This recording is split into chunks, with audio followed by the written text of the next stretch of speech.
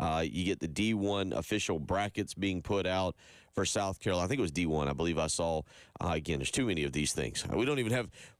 We cover football like it's nobody's business, and we don't even have this many polls and projections for college football. So I tend to forget which one's which.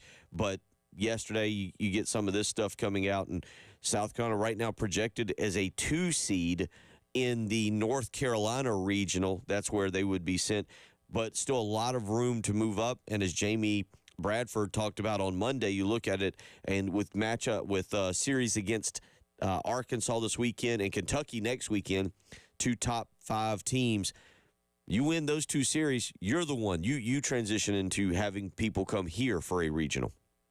Big wins, but it never gets easy in the SEC. And something that Mark Kingston said yesterday, or we had it on his thing, he wanted to say that, we can play with anybody. And again, I think that's the baseline of what we expect as a fan base. And what we want to do is be going into these types of series feeling as if we can just play with them, but we can win/sweep these types of series. The season is now moving into the back half, and that's why you want to be starting to pick up and starting to be on track of where you see this team going. Yeah, again, South Carolina does a good job. Midweek win, that's what you need to do. That's the important part of it, is just win games at times. And South Carolina holds on last night as they pick up the victory, 4-3 over the Citadel down in Charleston. It was a night. Again, Tyler Pitzer got the start through 2 1/3 innings for the Gamecocks. Gave up 4 hits, 2 earned runs. As far as working at the plate, Will Tippett last night. A lot of talk about him.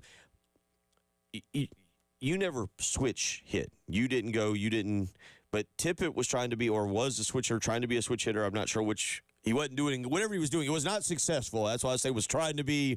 But he is focused solely on batting right-handed right now. And it seems like it's paid off. 2 for 3 last night, including a home run and an RBI. That makes total sense. If you're struggling from both sides of the plate, let's cut one thing out, probably the one that you're not natural at, and let's go back to the basics, the fundamentals, the boring stuff.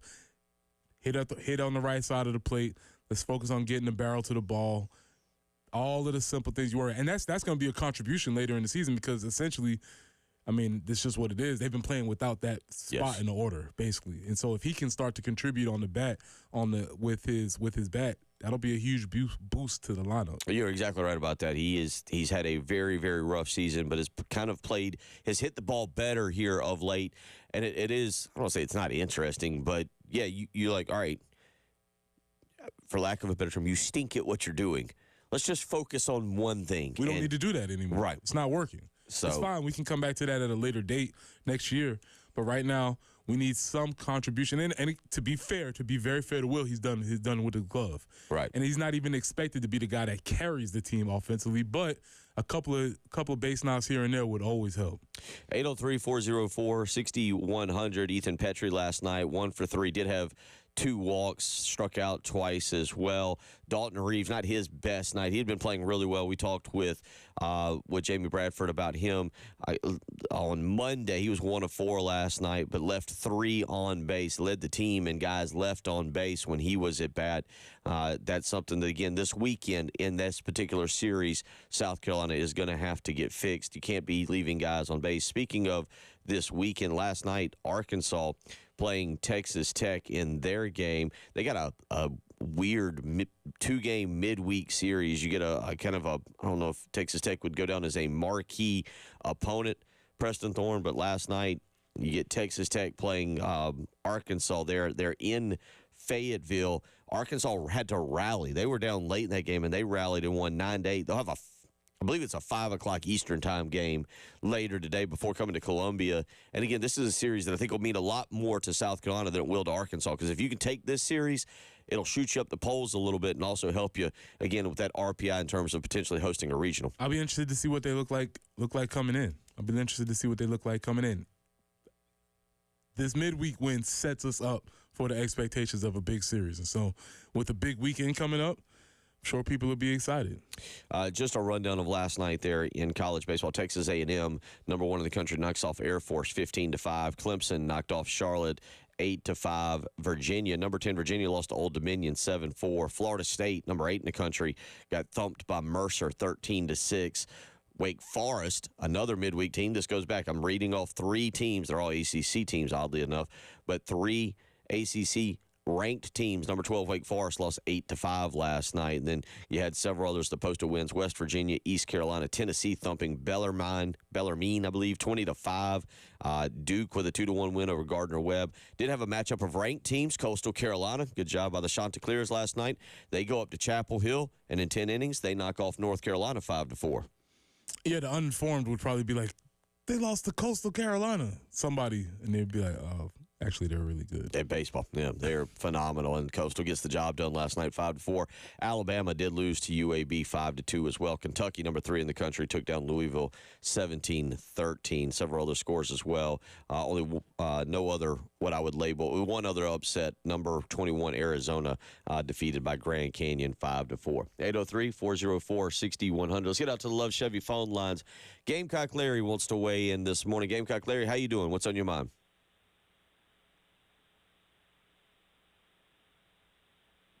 We got a Gamecock Larry? We have a phone line. Well, as far as I know, we spoke a few minutes ago. Oh, there you are. Now you're ready. Now you're there. All right, we got you now, big guy. Go ahead. Hey, you got me? Yes. Yeah, now we got you.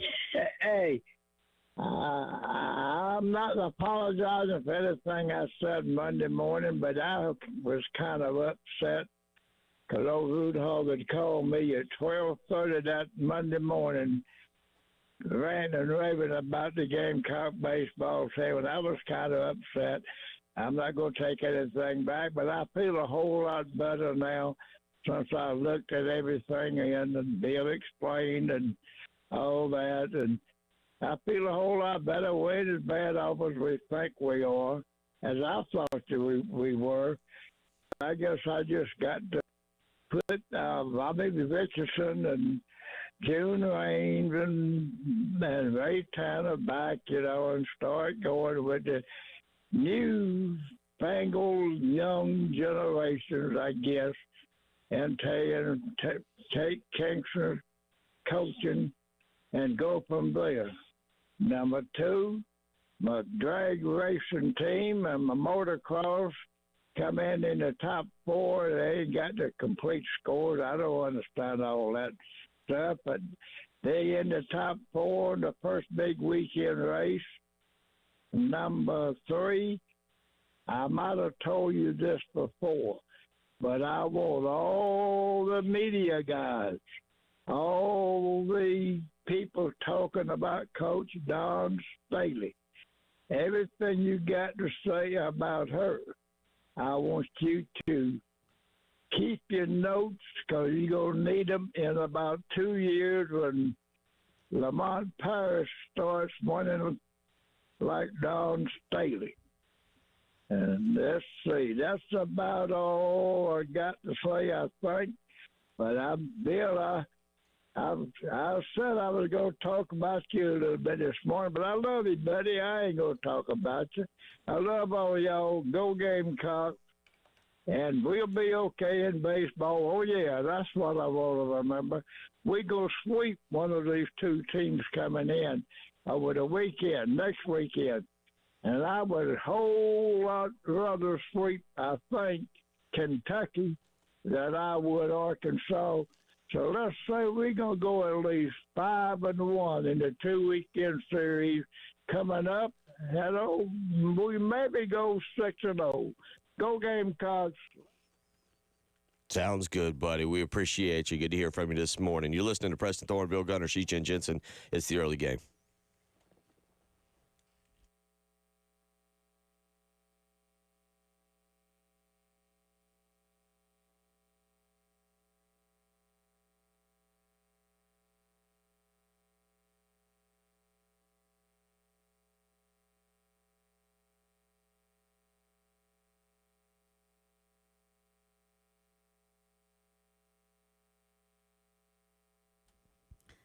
This is Jen for CHW Cabinetry in Lexington. They had that flood Christmas ago and had to do all that demolition in our kitchen, completely had to get it gutted.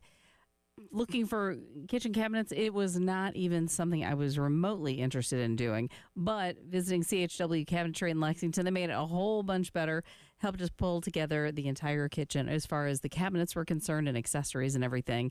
And couldn't have been more thrilled with the installation process as well. But they do more than kitchens. If you have a closet that needs to be more functional, or in your kitchen, if you have a pantry that maybe needs to be redone, they can help with that. If you have a home workspace that you need to make more functional, they can help with that as well.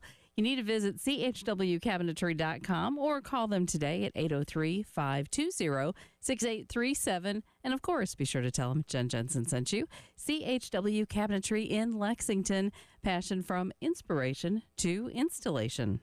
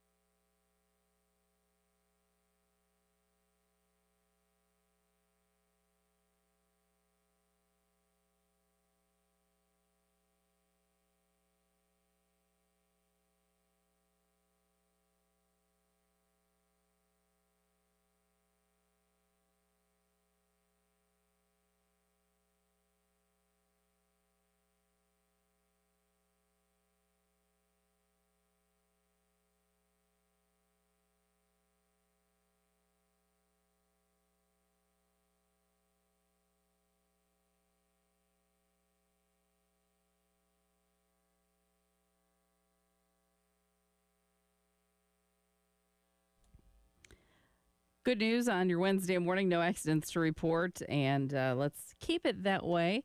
Want it to be a smooth commute for you this morning. 86 is going to be our high today. Going to be sunny and hot tomorrow. 90 is what we're expecting for a high. Then we return to the upper 80s through Saturday when we could see some stray storms. Actually, could see some stray storms on Friday as well. And then we drop to 70 on Sunday with some rain late in the day. But right now, it's a decent start to your morning. A little overcast and 60 on the early game.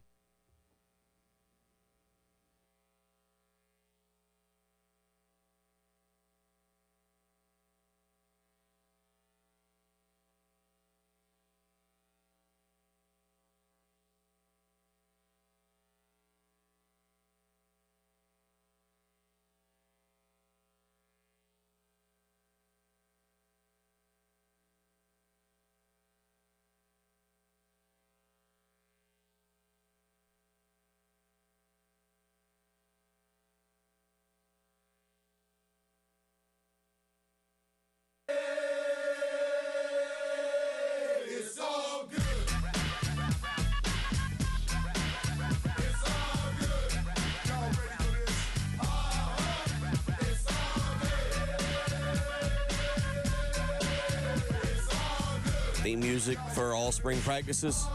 It's all good. It's all good. That's what they run out to? That's what Shane's playing in the speakers, in his offices. It's all good. Everything. All of it. All good. That's what you want, right? If that's Public perception, public statement. Yes. What's occurring in the what they are actually seeing, what they have seen in the close scrimmages, what they've seen in the practices. You don't repeat what you've seen. You just the message is an easy statement. It's the same as the recruiting message on signing day. We filled all our needs. All our needs were filled. Got everybody. We got everybody we wanted. Yep. Love it. That is the standard recruiting. So that's the standard signing day message. So the standard leading up to spring practices. It's all good. Offense has been working. Defense has been working. This is good. That's good. We're all good. Yes. Sounds great in theory. But we also have eyes. And so it can only be all good until Saturday. And hopefully it stays good.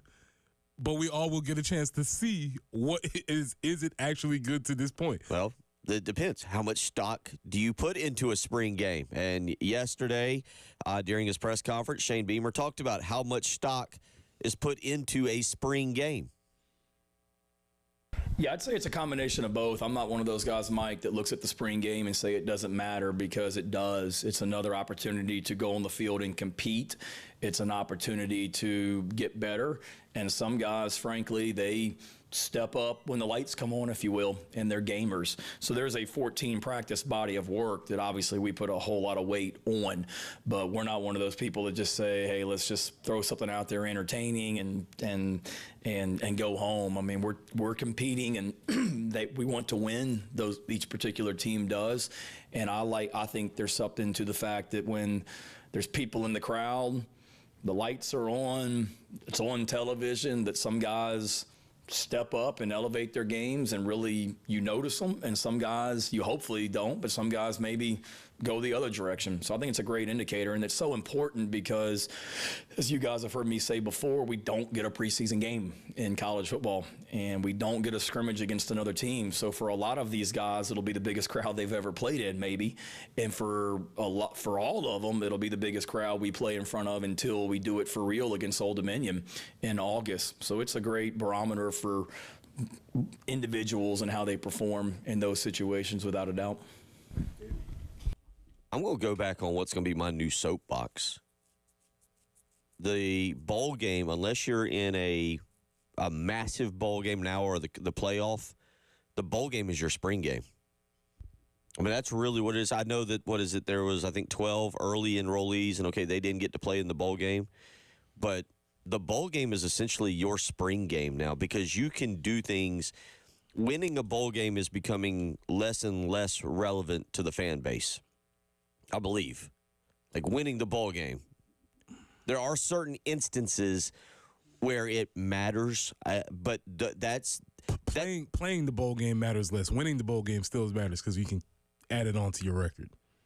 That might be a coach's perspective. I actually think playing the bowl game matters more than winning the bowl. I don't know what argument we're starting there. I'm following what you're saying. But because, again, if South Carolina had made even the lowest of low bowls, my personal opinion, I guess we'll never, well, I guess we can ask him, he would say, but you still never know in the moment. It's all good. Spencer Rattler wouldn't have played, and that would have been Lenoris's Sellers, I believe.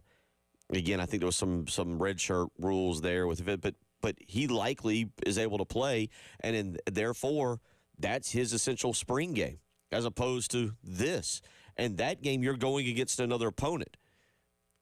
It's to me that's why bowl games now have become so important, is because the opportunity to play the young guys, that they get more reps when you've got the seniors basically saying, all right, I got to start preparing for the NFL draft. Good luck in your meaningless game. Yeah, that makes sense. That makes total sense. The only thing, not disagreeing with you, maybe putting some nuance on what Shane said about this being the biggest crowd these kids or these young folks have played in front of. Biggest crowd by number, but it's not going to be, for many of them, the biggest crowd by intensity. Right. And that's what matters with the crowd. It doesn't matter if there's 80,000 people there and everybody's eating hot dogs and hanging out, which is the atmosphere of a spring game. It's not the intensity. You could be playing in front of 200 people in a packed gym, and you'll feel the pressure of that, as opposed to, yes, there might be a quantity of people at the spring game, but if you ever been in a high school Friday night when there's 3,000 people and it's Gilbert versus whoever, that's the intensity that they're playing from. So, yes, from a numbers perspective, yes, it'll be a lot of people, but you won't be able to get the intensity. Well, let's also be honest. If you stay at a spring game after halftime and you don't have a close relationship with a player, man, you win diehard status. Like if you're still there midway through the third quarter of a spring game and you don't have a personal relationship with a player, either a blood relationship or some kind of, I've known them since fourth grade and watched them come up, and I'm here. You get diehard status at that point, especially on a 7 o'clock night spring game. Bill, there will be fireworks at the end. If you stay midway, look, we'll have the conversation in 1, 2, almost 3, well, less than 3 months. Fireworks are the most overrated thing that we have in this country. Okay. I mean, don't get me wrong. The Lake Murray fireworks show on the 4th of July is great. It's really good. But fireworks are about the most overrated thing we have. Kudos to those people who put the stands up and make the money for just robbing the American public. But good grief. Yeah, okay, so if you're staying for the fireworks show, I mean, look, I'll just say it like it is. You can go back to your car and finish tailgating. That's true. And see the fireworks show if you're into that kind of thing. That's true. All right, so yes, what Shane said, yes, it's always, everybody always knows it's a combination of both. But what I would ask is, if it's out of 100%, do you put more stock in the practices or in the game? Because yes, it's both. I get it. But out of 100%, me, Preston, I would go almost 80-20. Okay, I'm with you on that. I would go 80-20 practice. We've had 14 practices. You're not going to tell me that one game in front of 20,000 or whatever number of people that aren't really paying attention is more valuable than that. So for me, it's 80-20. I know for everybody, I know Shane said it's a mix of both. I get it. But I need the journalist to put a little quantifier on Well, that. Here's the quantifier. You had 14 practices, so it's not one day of somebody really showing out. No offense to your guy. Shout out to Taki Muhammad, who just 200. That number is seared into my brain. 212 yards receiving, and he is flying down the sideline like a lightning bolt. Nobody could guard him. Corey Jenkins is hitting him in stride. Our buddy Dustin Curtis, I'll never forget walking. I attended that spring game with him. I'll never forget him walking out of that stadium being like, I think Corey Jenkins is the next Michael Vick. Like, it was a strong take, but it was based on a spring game. It is a strong. That's pretty strong. That's pretty strong. I mean, this is a whole nother category, which would be really cool. Shout out to my guy, Jay Urich. Jay Urich had a heck of a spring game as a receiver one year, and he was out there flying around. I was like, I'll give you somebody. We got to hit a break. I'll give you somebody who had an awful spring game. And they did up the other side? Yeah. 803-404-6100. It's the early game.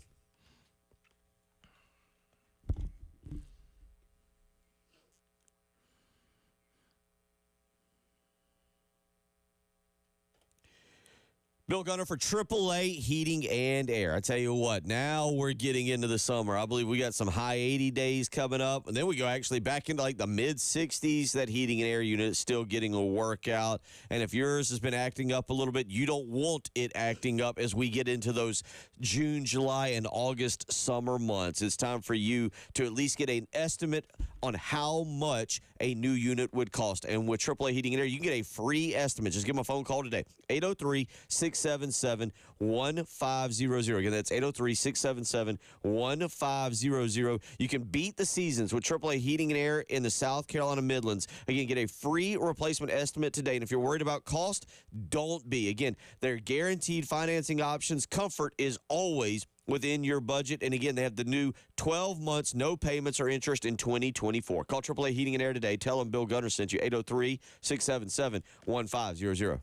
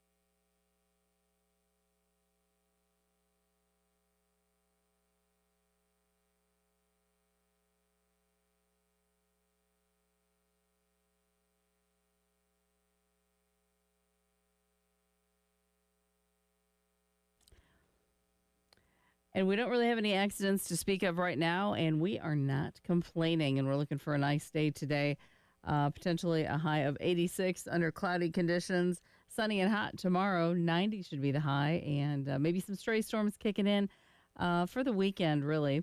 88 on Friday, 85 on Saturday, and a little bit of rain late on Sunday. Then we'll get down to about 70. But right now, overcast and 60 on the early game.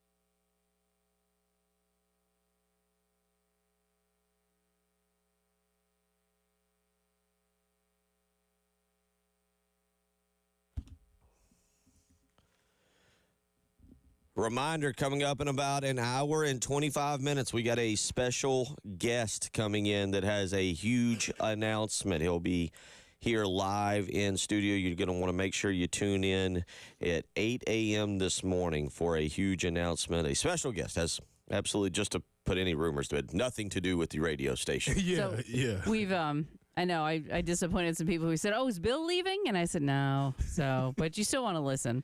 That's right. I did not win any kind of lottery, or I was not out in Oregon a couple weeks ago for the, $1.3 billion lottery. No, I'm here. I'll be here tomorrow. Friday we'll be on location out at the McDaniels golf tournament out at Fort Jackson as well. So we got a lot going on, but this is something you will not want to miss. Be a very fun announcement coming up from a special guest at 8 a.m. In studio this morning. So I look forward to that. 803-404-6100. Real quick, I get 2 text messages in on, and I'm sticking by this. If you're at the spring, look, I'm not saying you're a bad fan. I'm not criticizing anybody. I'm just saying if you're there mid third, fourth quarter, kudos to you. And Beth from Lamar, I'm good, awesome.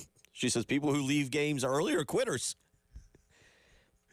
I mean, we got to get your practice in. Spring game is for spring game for everybody, Bill. I mean, it's a spring game for everybody. So that means if you plan on staying during the season, I see where you're going with this. You got to practice during the spring. And then an anonymous texter who I go back and read some of these texts, and this texter on April 1st was going with way too many jokes to help Jen out for April Fool's Day jokes. But this texter goes, really, Bill? Diehard fans, if we stay past halftime? Yes, you are a diehard, yes. There's nothing wrong with that. It says, how about loyal or legacy or support? Got to see underclassmen play and what's up and coming. Some of us are there for the football, not the partying. Yeah, I'm not going to lie. About mid-third to late third, especially on a 7 o'clock game, I'll be like, all right, it's time to pack it up. This thing will be reshown 39 times on the SEC network. I will tell you one guy that had an awful spring, and I always get emotional when I talk a little bit about it because of the way he acted after the game. During the Will Muschamp era, poor Darius Rush had one of the worst spring games I've ever seen anybody have.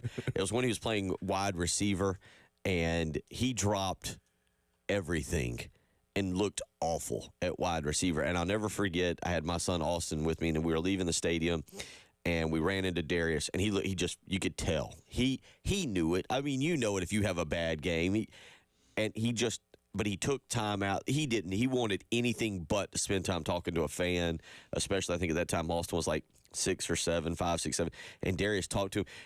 Probably because he dropped everything. He gave Austin his football gloves from that day. Take these. I'm going to burn these so you can have them. If you've been a parent, you know it meant the world that he started. Austin had no clue. He was like 5, 6, or 7. He had no clue, but he thought it was the coolest thing. And at that point, I was pulling for Darius Rush. And that is the cool thing about spring games, because there is a way that the fans and the players can actually interact that's a little bit different than the actual season. Yeah, because the tension is not there. The tension to win, the pressure for everybody is not there. So, yes, that is another reason why I do think we should still have a spring game exhibition, because you get a chance to meet the people, whether they're new transfers, whoever, who are now involved in the program, because we still once you have some type of connection with the players. I almost wonder, going back to our conversation yesterday, if you make it more of a fan event where before the game, I don't know. I guess when you go to play football, I know mentally you need to be a little bit more prepared because of the violence of the game, where there's got to be a little bit more of a focus level. That basketball, if you go out for like a midnight madness they used to have, it's a little bit different where you can interact with it. But I do like the idea of making it a spring game more where fans and players can interact after the game, kind of like in that situation where you get to know the players. Now, I don't know in the NIL and transfer portal era if people really want to do that. That's fair. Because you get to know somebody a little bit too close, and then you blink. I think it was Pat Forty yesterday. No, it was Jeff Goodman. It was Jeff Goodman who put out the tweet, who basically said that there are basketball players out there who are waiting to get their final NIL check before hitting the transfer portal. Jeff Goodman's a respected. This wasn't random Twitter poster. This is a well-respected basketball analyst basically saying that there are players essentially this month waiting to get the final NIL check. Sounds like a smart move to me. I mean, you don't leave your job. You're like, let me see. I got another 2 weeks here. That second check is gonna be hitting on the 16th. Let me stay another 2 weeks. So I'm here. I think arguably, yes, that makes a lot of sense. But arguably, that's why you might even need it even more. Not because it's gonna convince somebody to stay or things of that nature, but you know how it is, man. If you get a chance to meet someone and they make a solid impression on you, and then they end up leaving, you're less likely to call them names or get on the internet. You're gonna be like, all right, I did meet that person and they were cool with me. I don't agree with the decision that they made, but I can't say anything bad about it because I actually met them. That's what happens. Yeah. When you meet people for real. That's why the internet is so bad, because it's just avatars. You don't know yelling anybody. Yeah, you don't know these people. But when you meet people, we all know people that we disagree with.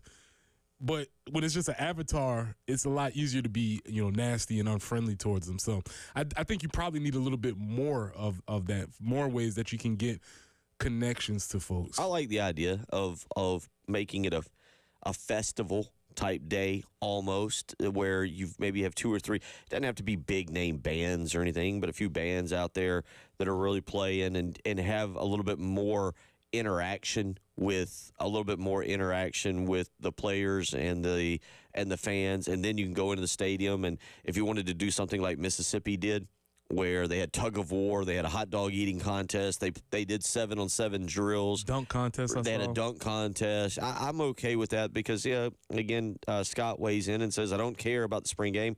How are we going to fare this fall? That's all that matters.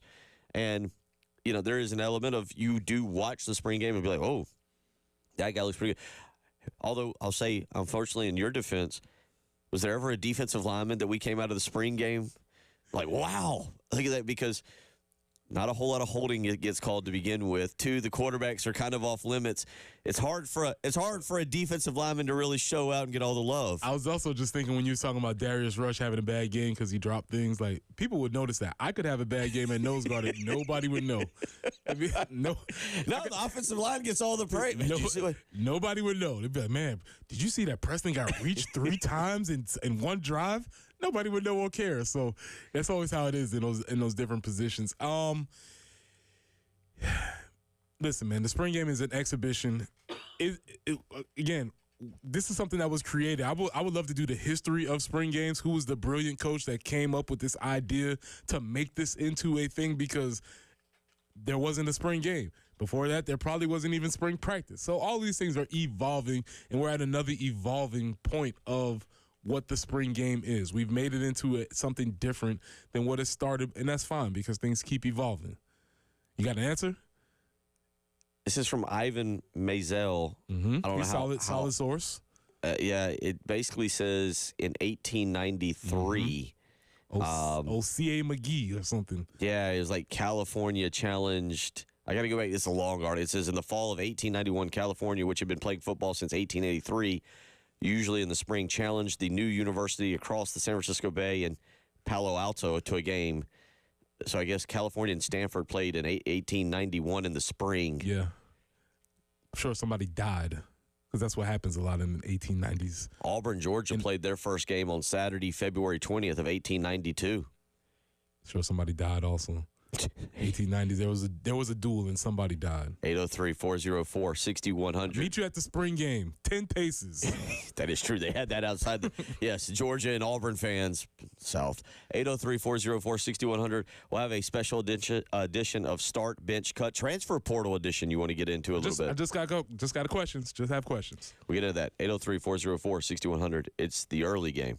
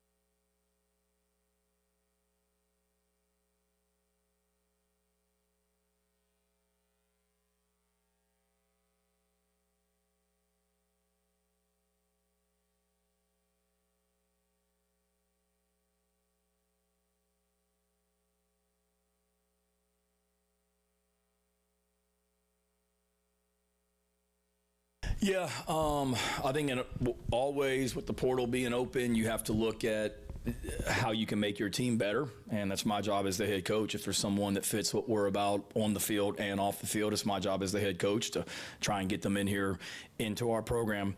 We're like every program and every coach, David, in that every position we have a target number of guys that we want to have on scholarship, and some of those positions, some positions we're at that position, we're at that number. Other positions we're not. Offensive line right now, based on the target number of guys that we would like to have on scholarship, we're a couple under. Wide receiver right now, we're a couple under. There's some positions that we might be over, but certainly from a depth standpoint, being able to practice, have your full arsenal. Receiver and offensive line are two positions. Not that I'm saying we need to get better, but just from a depth standpoint, being able to practice, have a two deep, guys on scholarship, those are positions that just we're not where we want to be as far as the minimum number of guys that we have on scholarship. Does it mean that we're in trouble if we don't add people there? No, but those would be a couple spots that we're looking at just from a depth standpoint for sure. Shane Beamer talking yesterday about the transfer portal, especially in football. That actually opened up yesterday. The spring football transfer portal opened up yesterday, and names hitting it. I didn't really. There's gonna be some big names, and again, I brought that up. What Jeff Goodman put about basketball players. That might also pertain to football players as far as, let me wait out a few days, make sure that, I think this one's only about 15 days, though, so you've got to get your name in that sucker here pretty quickly, but maybe there are guys waiting out. Well, there will be blood. You know what I'm saying? Something will happen from this, and somebody right now who is suiting up on Saturday is planning on transferring. Who? I don't know. Seriously, I don't know. I don't have any inside information on that. That's just based on trends. We know that's going to happen. I guess the conversation is who, how many, and when does that end up happening? Have you followed what is happening at Colorado? This is exactly what I'm talking about. And this is what sort of led me into this conversation, because Shane very much said that when you're looking through the portal, you have to assess what your team needs, and then you have to figure out whether the person is a fit on the field and off the field. Well, there is a battle for cornerback at the University of South Carolina. The number one recruit who was a cornerback in last year's class has just entered the transfer portal from Colorado in Cormani McClain. However, what programs are going to be willing to take that risk? Somebody will. We know that. But what programs are going to be willing to take the risk based on the reports that we've had about Cormani, whether it was him being unprepared during the season, which Dion called him out.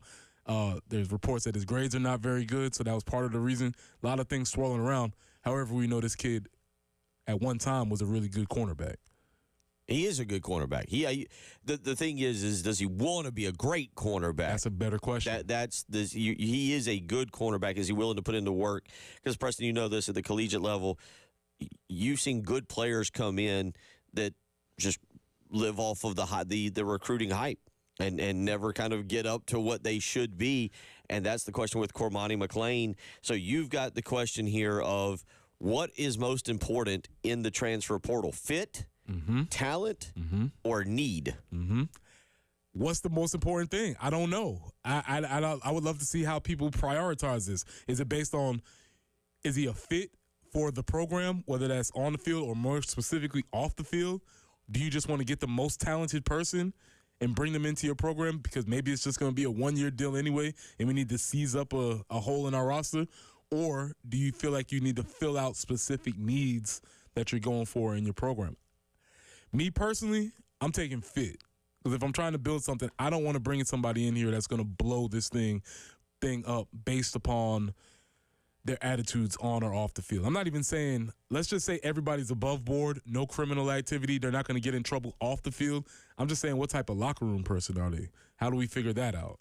I think that's a great question, and I think that's why someone like Dabo Swinney has stayed away from it. He has a locker room culture that is entirely different than 98% of college football. And you're right. You got to remember, if you bring one of these guys in and because most of these guys, not all, but most are showing up with the intention to start. 100%. They're not. Yes. They didn't transfer from their program to your program thinking, "Oh, I'll just go be a backup somewhere else. Let me just check out." You don't. Who was it? Who was the J.T. Daniels or who was the guard Eric Stevensons, who were just checking out four corners of the country, just seeing what it's like to live. These guys are showing up. So I'm with you on fit. You think fit is still the I think that's got to be number one, because you're right. You bring a guy in and he doesn't make it. He's not playing, and he becomes disgruntled, and he befriends 4 or 5 or 6 of your guys, and he turns them against you. I think the locker room, your whole locker room, could blow up and cost you a year and maybe 2 years trying to rebuild it. Because then, if he blows up the locker room and they lose faith in the coach, now you're maybe having to run off multiple guys. Yeah, it's a very tricky situation. This is the kind of conversation where they had to really revet Gilbert Edmond because he was coming back, and according to all the reports, they had to really kind of sit down, see where his mind was at, where's your head at, because before we let you back in here, we need to figure out, because we kind of have a good thing going. We don't want anybody to mess things up. But also, Bill, we need a cornerback, and the number one guy is out there. Well, or you just develop what you have on campus. Oh yeah, I guess we could do that too. You mean you want me to actually coach? A little bit. Oh. Might be the way to do it. Jeez. Might be the way to do it. We'll continue talking about that, getting a little bit more. Bill Gunner, Preston Thorne this morning. It's the early game.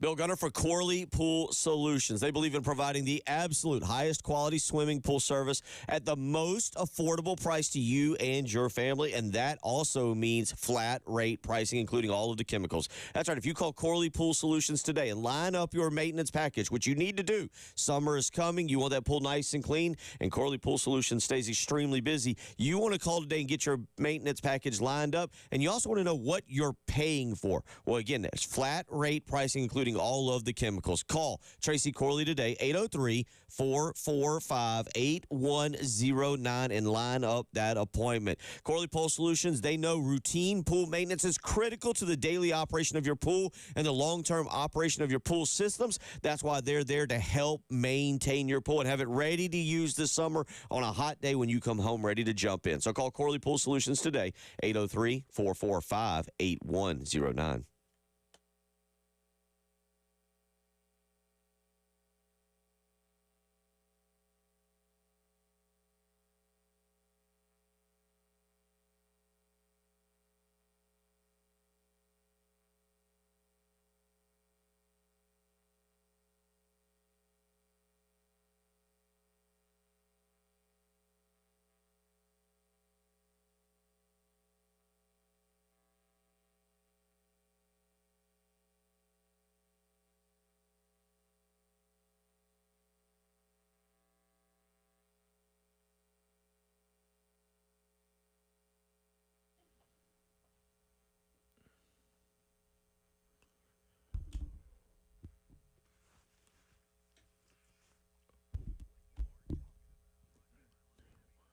For more information on how Benji and his team at Buford Lending can help you, visit them online at buford.mortgage.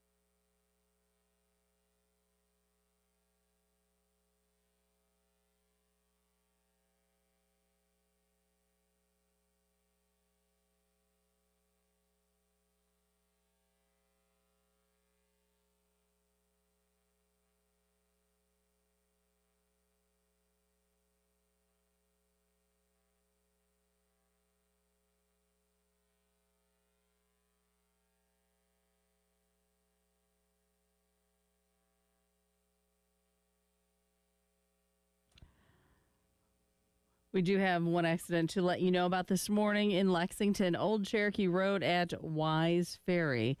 So be careful approaching that intersection. And as far as the forecast goes, 86 will be our high today, kind of maybe a little bit cloudy. Sunny and hot tomorrow, 90 will be our high. Then chances for stray storms does not look like a washout, but chances for stray storms on Friday and Saturday.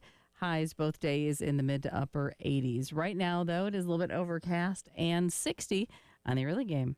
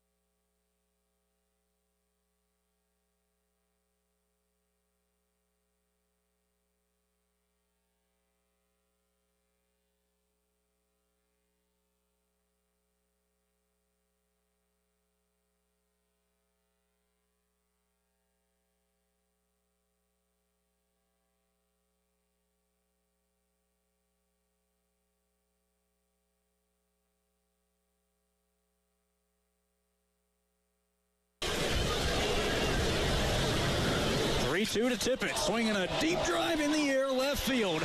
Hello, goodbye, out of here, baseball. Will Tippett with his third home run of the season. Gives South Carolina a 2-run lead in the top of the 7th inning. 4-2 Gamecocks. That was the call last night as the Gamecocks go down to Charleston and pick up a much, I don't want to say a must-win game. Not must-win, but it's a huge victory. Yeah, just from the standpoint of momentum is where we both sit this morning. You come off of the series win on the road. Honestly, if you go back, and maybe it doesn't feel like it to everybody, but if you go back, and Mark Kingston said this last week, you picked it. You did salvage the series with a 6-5 win back on Sunday, April the 7th, against now number 1 Texas A&M. You went to a neutral site last Tuesday night and knocked off number 13 North Carolina. You go on the road this weekend and take 2 of 3 from what was a ranked Florida team. And then you go and you kind of continue the momentum with the win tonight against the Citadel, or last night against the Citadel. Now you get ready for a series with number 2 Arkansas this weekend. That's why it was a big game. You just don't want that juju of a loss, midweek loss to a team you should beat hanging over you going into a massive series. Absolutely. And also, as we're going towards the end of the season, you're counting wins. You start thinking about the total number of wins as you get into seeding, and you can grab these victories at any point. And also, you get into the strength of schedule and all of those conversations as we start playing towards the tournament. So, yeah, a big win for sure shouldn't be underestimated, because I'll tell you this, if that score was 4-3 the other way, the message boards would be lighting up. People would not be happy. Right. So that means if it's big one way, it has to be big the other way also. So the Gamecocks, they'll get ready again this week. First pitch set for 7 o'clock. Pregame set for 6:45 Friday night over at Founders Park. And we'll get more into that coming up in the next few days. But a good win last night for South Carolina, just from the standpoint of, again, continuing momentum. And you're going to have a slip up here or there during the midweek. It's hard to go perfect. It's been done, but it's hard to go perfect in the midweek games. And South Carolina right now kind of maintaining. They had that loss to Georgia Southern, and that was an ugly one. On TV. Yeah, that was an ugly one. But right now they've been able to kind of hold their own. There will be no midweek game next week for exams. You'll have the Arkansas series, and then you'll have Kentucky coming into town. So back-to-back massive top 10 series showdowns for the Gamecocks here, starting with Arkansas this weekend, and then the Kentucky Wildcats tomorrow night. Kentucky last night, by the way, 17-13. They were able to score 2 touchdowns and a field goal in that baseball game. And Mark Stoops loves it. That's right in his wheelhouse. That's right what he wants. 17. He's like, wait, were we playing last night? What happened? 17, 13? That's all me. is 803-404-6100. Yes or no? 803-404-6100. Is Mark Stoops the happiest football coach in America right now because John Calipari has left and he feels he can run over Mark Pope? Won the spring. He won the spring. He already won the spring. He's run off. You think he was packing cow stuff for me? Like, hey, man, here you go. You left something. You think he had one of those big glasses of bourbon that he talked about, like when he got the news, oh, Cal's leaving? Play that. This is what I know for sure. I can 98% guarantee this. Somebody, maybe his brother, maybe it was Bob, somebody got a snide text. Just like, told you. Somebody within his realm of close contacts got a text you think it was something like, he can't handle the Wildcat fan heat. You see us? Can't handle it. Told you so. Yeah. There is probably not a happier football coach. Kirby Smart's thinking about how he's got to win another championship. Caleb DeBoer's dealing with the pressure of following in Nick Saban's footsteps. Billy Napier's worried about being fired. You think about all these coaches, and Mark Stoops is just like, man, I showed that Cal a thing or two. John Calipari will never come back to Lexington, Kentucky. Oh, basketball school, huh? Okay. Yeah. Got you. 803-404-6100. Speaking of South Carolina spring game coming up this coming Saturday night, atmosphere to spring game, Jen. I tell you what, let's hear a little bit from Shane Beamer yesterday as he talked about the atmosphere at this coming spring game. Real quick, Preston, you were around at what I would say is boring atmospheres. Those are the whole. It's totally different than it is now. No fireworks. No fireworks. Mm-mm. No fireworks. Here's Shane Beamer talking about the atmosphere of a spring game. Yeah, one, we talk about just how grateful they should be that they play here at Carolina and they get to play in a spring game with that many people in the stands. And our guys know we're so appreciative of our fan base and what makes this place special. And I was at a Gamecock Club event in Lancaster last night. Saw Hale up there. Thanks for being there, Hale, as well. But told that crowd that I never take for granted that being able to have Gamecock walk a couple hours before the game or whatever time it is, and being able to have that for a spring game, a walk with fans that come out to see the team walk to the stadium. It's more than a lot of teams have for a regular season game, and then to be able to go into that stadium. I never take it for granted and never will. And I don't want our players to, and I know they won't. So, one, just how appreciative we are and how cool that is that you get to play at a place like South Carolina. But then, two, like once the game starts, you got to be able to, block all that out, and you still got to go play football. And that we'll learn a lot about those guys as individuals, and we'll learn a lot about our team on Saturday night. We want it to be fun. There's no doubt about it, and enjoyable for everyone. But we're competing too, and some guys, it's an opportunity to really solidify yourself. You've had a good spring, go finish it on Saturday night. You haven't had the week of practice you want this week, but you get an opportunity on Saturday night to go really show us what you're about. So there's a lot that can come out of it, and that's what we're telling those guys this week. Translation. He said a lot. One, obviously there are places where the spring game is not as important, and it's still important to this fan base. And in the SEC, it is an important thing. So you're going to go out there, and you should be excited about that. But the part I keyed in on was the part about finishing your spring. And let's circle this all together. One spring, I don't remember what year it was, but one year I won the spring defensive player of the year, of the spring, or whatever that means. I had a really solid spring, and then I ended up playing really well during that spring game on top of that. The next year was probably my worst year playing football on the field. Right. It just happened that way. I don't know. I say all that to say that maybe I was the nose guard Taki Muhammad that particular year.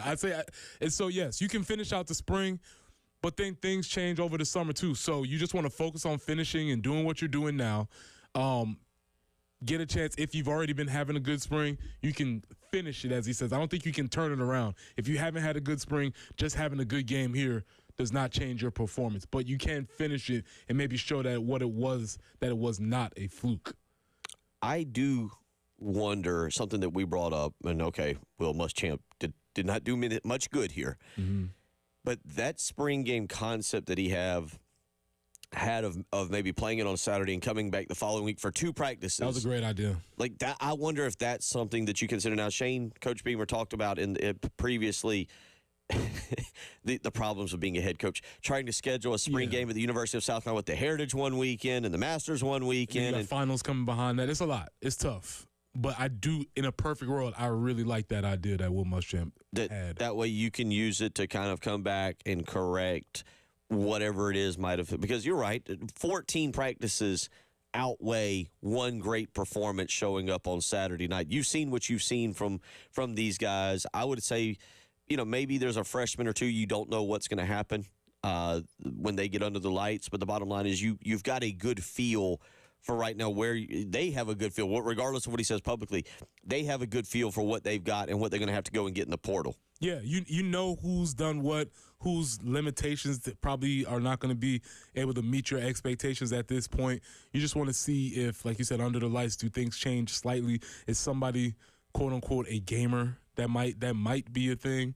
But I've said it over and over again. I'll take more stock in those 14 practices than the spring game. 803-404-6100. You got one more in you? Yeah, I've got one more. We might get into a little NBA. You laughed. You had to giggle a little bit when you looked up.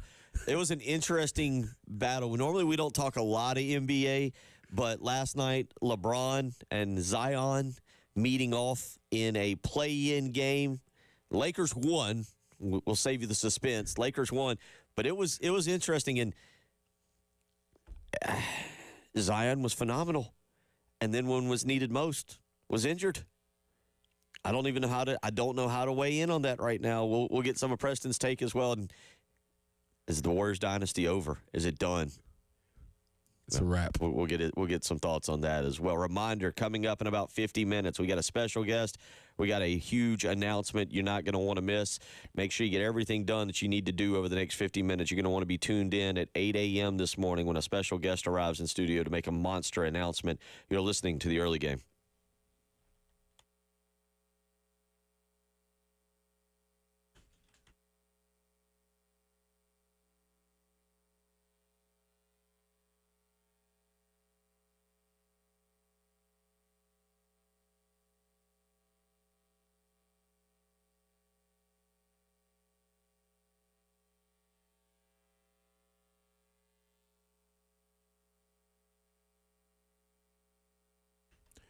Preston here. Let me tell you about my friends at Absolute Glass, the premier glass company of the Midlands, offering auto, home, and business glass repair.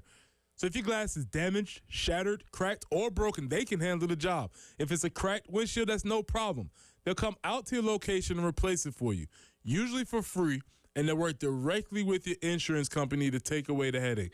They will come out to wherever you are, school, home, work, spring game, does not matter. They will come out to you. Now, if you're at home and you're looking to increase the value of your home with new windows or mirrors, Absolute Glass will come out and take care of that for you too. Windows, mirrors, shower enclosures. I say it all the time. If you can see through it, Ray and Marianne at Absolute Glass can do it. So check them out online at AbsoluteGlassInc.com. That's online at AbsoluteGlassInc.com.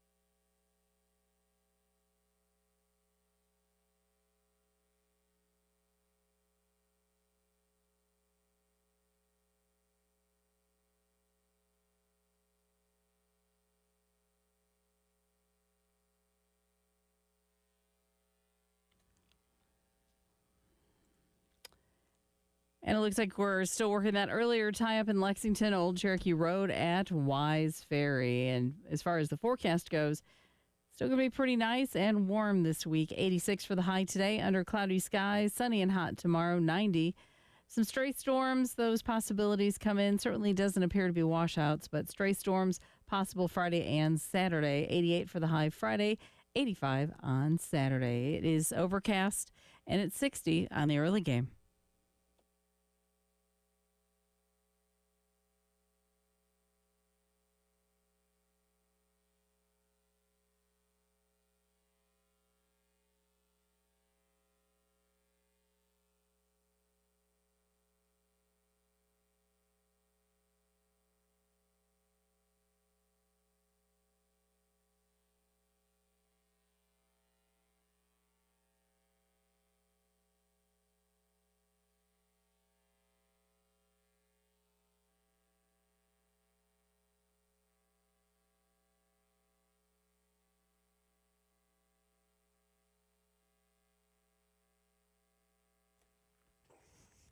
$7:17 as we get you going on a Wednesday morning here in Columbia. Reminder, you can always catch us 107.5 The Game in Columbia, 100.5 The Game in Florence, 100.3 The Game in Myrtle Beach, and you can always take us anywhere.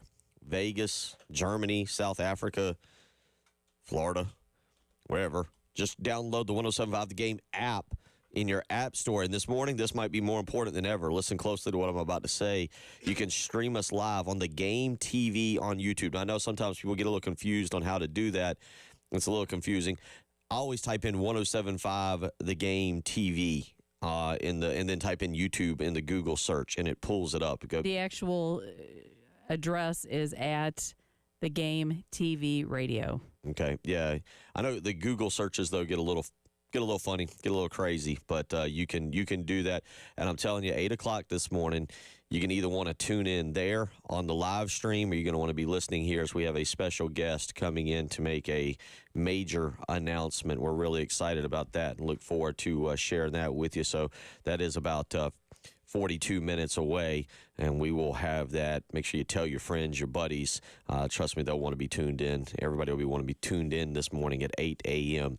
to hear from our special guest and his special announcement. 803-404-6100. Last night was interesting in the NBA. This is the part where I started to get into it. Last night, I kind of dipped my whole foot in the water, not the toe. I got home from an AAU basketball practice, watched the fourth quarter of what was a really good game, the Pelicans and the Lakers. Lakers been up big throughout the game, but Zion Williamson has disappeared. He is on the back burner now because just injuries. He hasn't been what we thought he would be. He was being everything we thought he would be and more last night. He put up 40. Unfortunately, Preston Thorne feels like the bugaboo for Zion Williamson. When he's needed most for the Pelicans, he gets injured with 3 minutes to go, pulls a hamstring, and can't finish the game. Yeah, mysterious injuries, too. It's not anything that's gruesome or especially that you can actually see. Not questioning that he was injured, but you're right. I think the word is he disappears. Zion's been tremendous. Almost his whole career, he's been 20 and 10 plus. When he's healthy, he plays really well. Part of that health was part of him getting his body in shape, getting conditioned. He had some off-season shenanigans that are not suitable for the radio at this moment. But when he's there and available, he's really, really strong. However, if he's not there, that team can't win, and that's what it looks like. And so you'll see the difference between who Zion is and who Zion would want to be in LeBron James. And the idea, again, I'm not going to come in here and say I'm a LeBron James fan, and you can feel however you want to feel about him, but talk about the difference between what we just saw Tiger Woods do on the golf course at the Masters and what we just seen LeBron do last night on the field. It's a big difference. Some guys can continue to play, i.e. LeBron James, Tom Brady, and some guys, when they physically fall off the hill, that's cliff, that's it. LeBron is still doing this at a very ripe age for basketball. And he did something last night, Bill, that maybe solidified my respect for him. LeBron James, in this playoff game, in his 21st year of his career, he took a charge last night. I think it was accidental, though. It wasn't accidental. Really? It wasn't accidental. Not only did he take a charge, but he took a charge from Zion. And I'm here to tell you, if that doesn't tell you that that man is committed to winning, nothing will. Because do you think Anthony Davis would have taken that charge?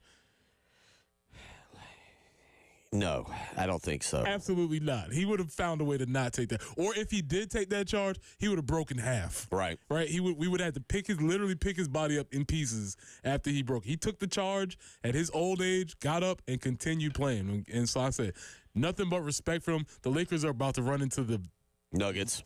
to RoboCop. Yeah. The machine who will break you into 1,000 pieces very slowly. Just, crisp passes, layups. A lot of backdoor cuts and pivots. They're not going to win against the Nuggets. Unfortunately, your prize for winning is that you get maybe swept. But just the respect level for LeBron has to be up there because he's still competing at such a high level. The Zion thing is crazy, though. I mean, he was dominant last night. He had a highlight reel alley-oop late in the game. He was doing it. Zion was everything Zion was supposed to be last night. 40 points, 11 rebounds, 5 assists. You said he's taking it. He's absolutely taking it to LeBron. The play he got injured on was fantastic as well because he's dribbling easily, nonstop right, switches, goes back left, goes into the lane, elevates over someone, floats it in, comes down. Again, didn't come down on anybody's ankle, just comes down. I mean, looks healthy, instantly turns around, grimaces. And you can see him point to the bench, and he points to his chest like, I'm hurt. And Darvin Ham calls timeout. Zion goes over. But it's a shame. I don't – he is a freak of nature, much like LeBron is. Different kinds of freaks. But you're right about LeBron. Now, the other part of last night, did we see the end of the Warriors? Was that the end? A lot of discussion about Klay Thompson now maybe heading to Orlando. That was it. If you don't have Klay and Steph, are you looking at Steph like, all right, sorry, buddy, you're in charge of Chris Paul and Draymond Green? Steph's like, no, I don't want any parts of this. So, and that dynasty is so unique. And when we say dynasty, I don't say that lightly. 2015, 2017, 2018, 2022. Changed the game of basketball. The Splash Brothers. This was something very new, as you like to state. It was cuddly and cute at first. Then it got boring because they just kept making threes. It was like, these guys are going to dominate. Then you got Draymond punching people, choking people, stepping on people, kneeing people. It had all the ingredients of a team that was very exciting. You had KD coming in for a Kevin little Durant while. He was very, he's mercurial and doesn't talk to anybody. It was cool, but it's over. It's over. And I would advise, I'm not going to tell anybody how to live their lives, but for Klay Thompson, listen, man, you can do whatever you want to do. You made a lot of money. I don't know what your next step is, but championship prospects in Golden State are a wrap. Chris Childs, let's go ahead and hang that up too, sir. Did you even remember that Chris Childs was on that team? Chris Childs, Chris Paul. I always get them confused. Did you remember that Chris Paul was even playing? Yeah, well, I knew he was on the team. Yeah, because like I just said, are you leaving poor Steph? Like, this is Klay Thompson looking at him going, look, man, I can get a semi-bag because Klay's 34. He's had the Achilles injuries. Coming off of 2 injuries. Yeah, but Klay could go to Orlando. They'd bring him in. Klay's a great locker room presence. He's not – we talk about fit. He's going to come in. He's going to be willing to help kind of mentor a little bit. He could fit in. Orlando could use an older guy like him. Apparently, they're going to throw a lot of money at him. Again, you could get maybe 3 years out of him. Maybe.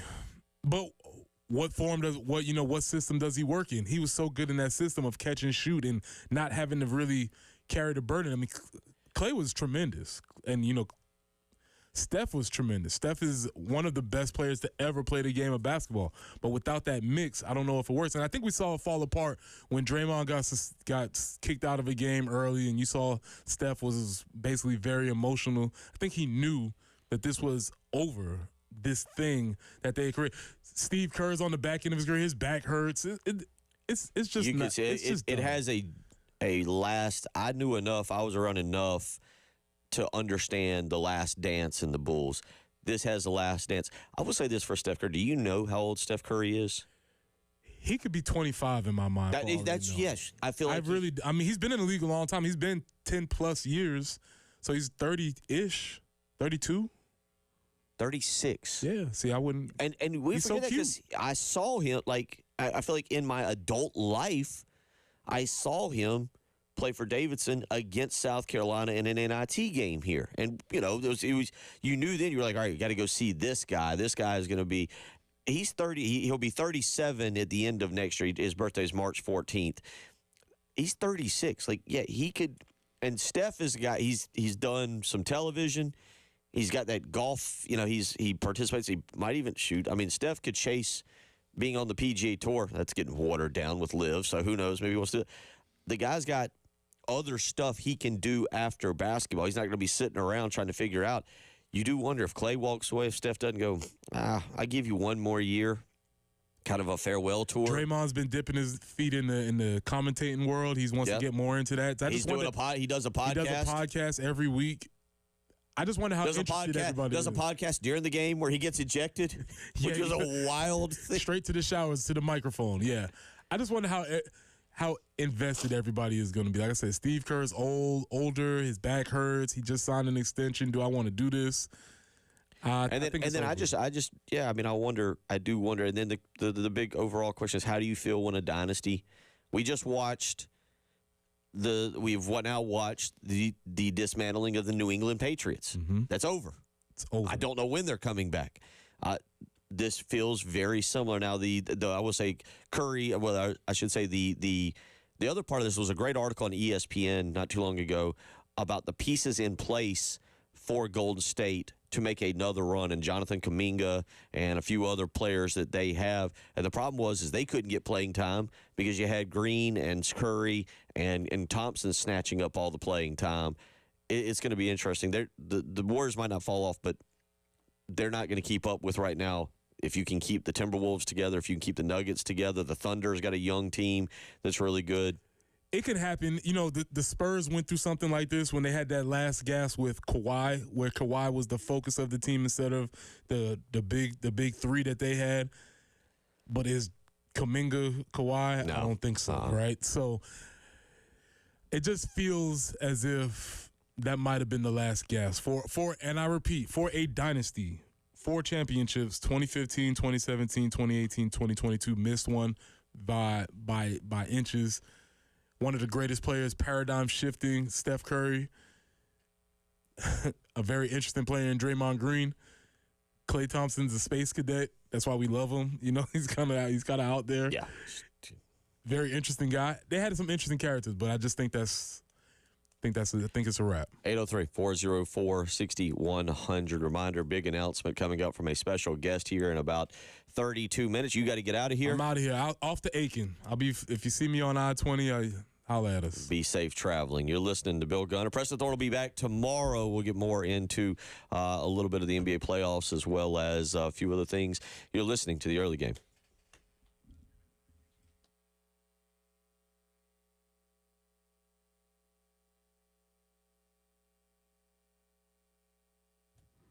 Hey, it's Jen for CHW Cabinetry in Lexington. Had a flood that created a lot of havoc in the kitchen. I don't know. The whole thing had to be gutted, and that meant we had to go find new cabinetry, and that was not something I was even remotely interested in doing. But I'll tell you what, CHW Cabinetry in Lexington made it so much better. They helped us figure out the layout that would work best, the best cabinets for what we needed, accessories, and more. And then we got that photorealistic rendering that I've talked about, but it was a picture of the kitchen being completely finished before we had actually finished, and that helped us pull all of the other elements together. They also can do a closet and make a closet more functional, or a pantry, maybe even create a home workspace for you if you're looking for that. If you need to make some updates in your home, whatever it might be, visit chwcabinetry.com or call them at 803-520-6837. Be sure to tell them Jen Jensen sent you. CHW Cabinetry, passion from inspiration to installation.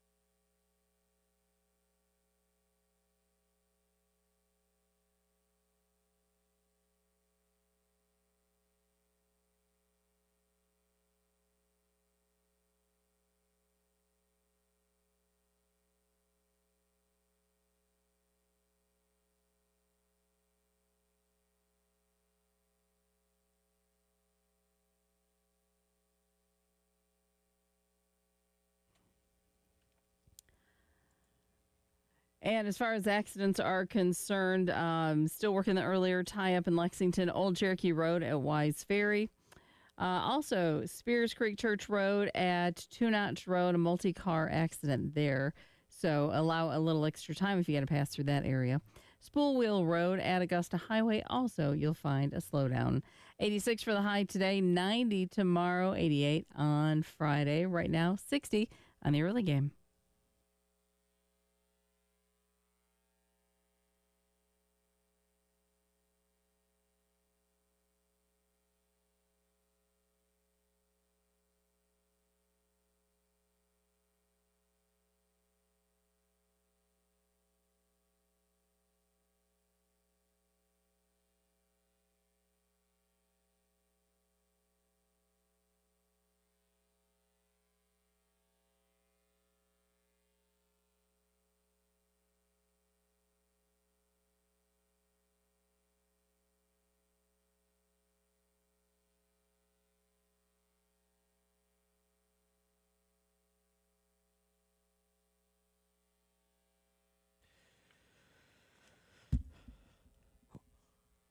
Well, no Grand Slam last night.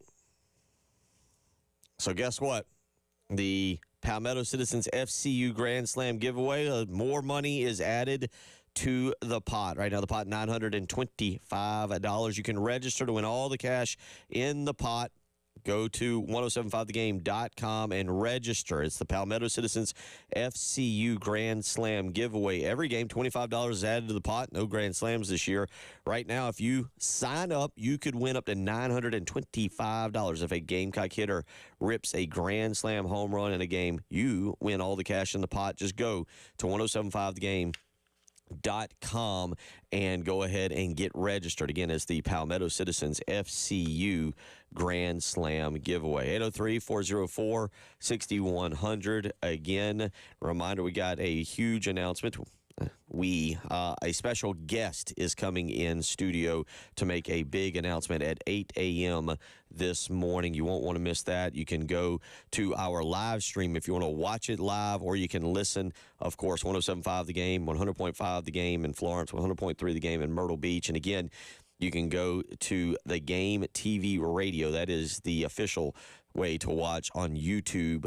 I always, just because I know it's been a little confusing at times, I always just type in 107.5 The Game YouTube, and you're able to find it that way. But if you want to watch it, if you want to go to our live stream and check it out that way, you can do so as well. And that's coming up here in about 24 minutes, although I did get a text that traffic, good job everybody, traffic is slowing them down. But we'll keep you updated on that, and that is coming up here in just a little while. 803-404-6100. Again, spring game this weekend. All right, one of the things you get really excited about is the young guys that could show out, guys that could catch our attention, guys that we will completely overreact to on Monday.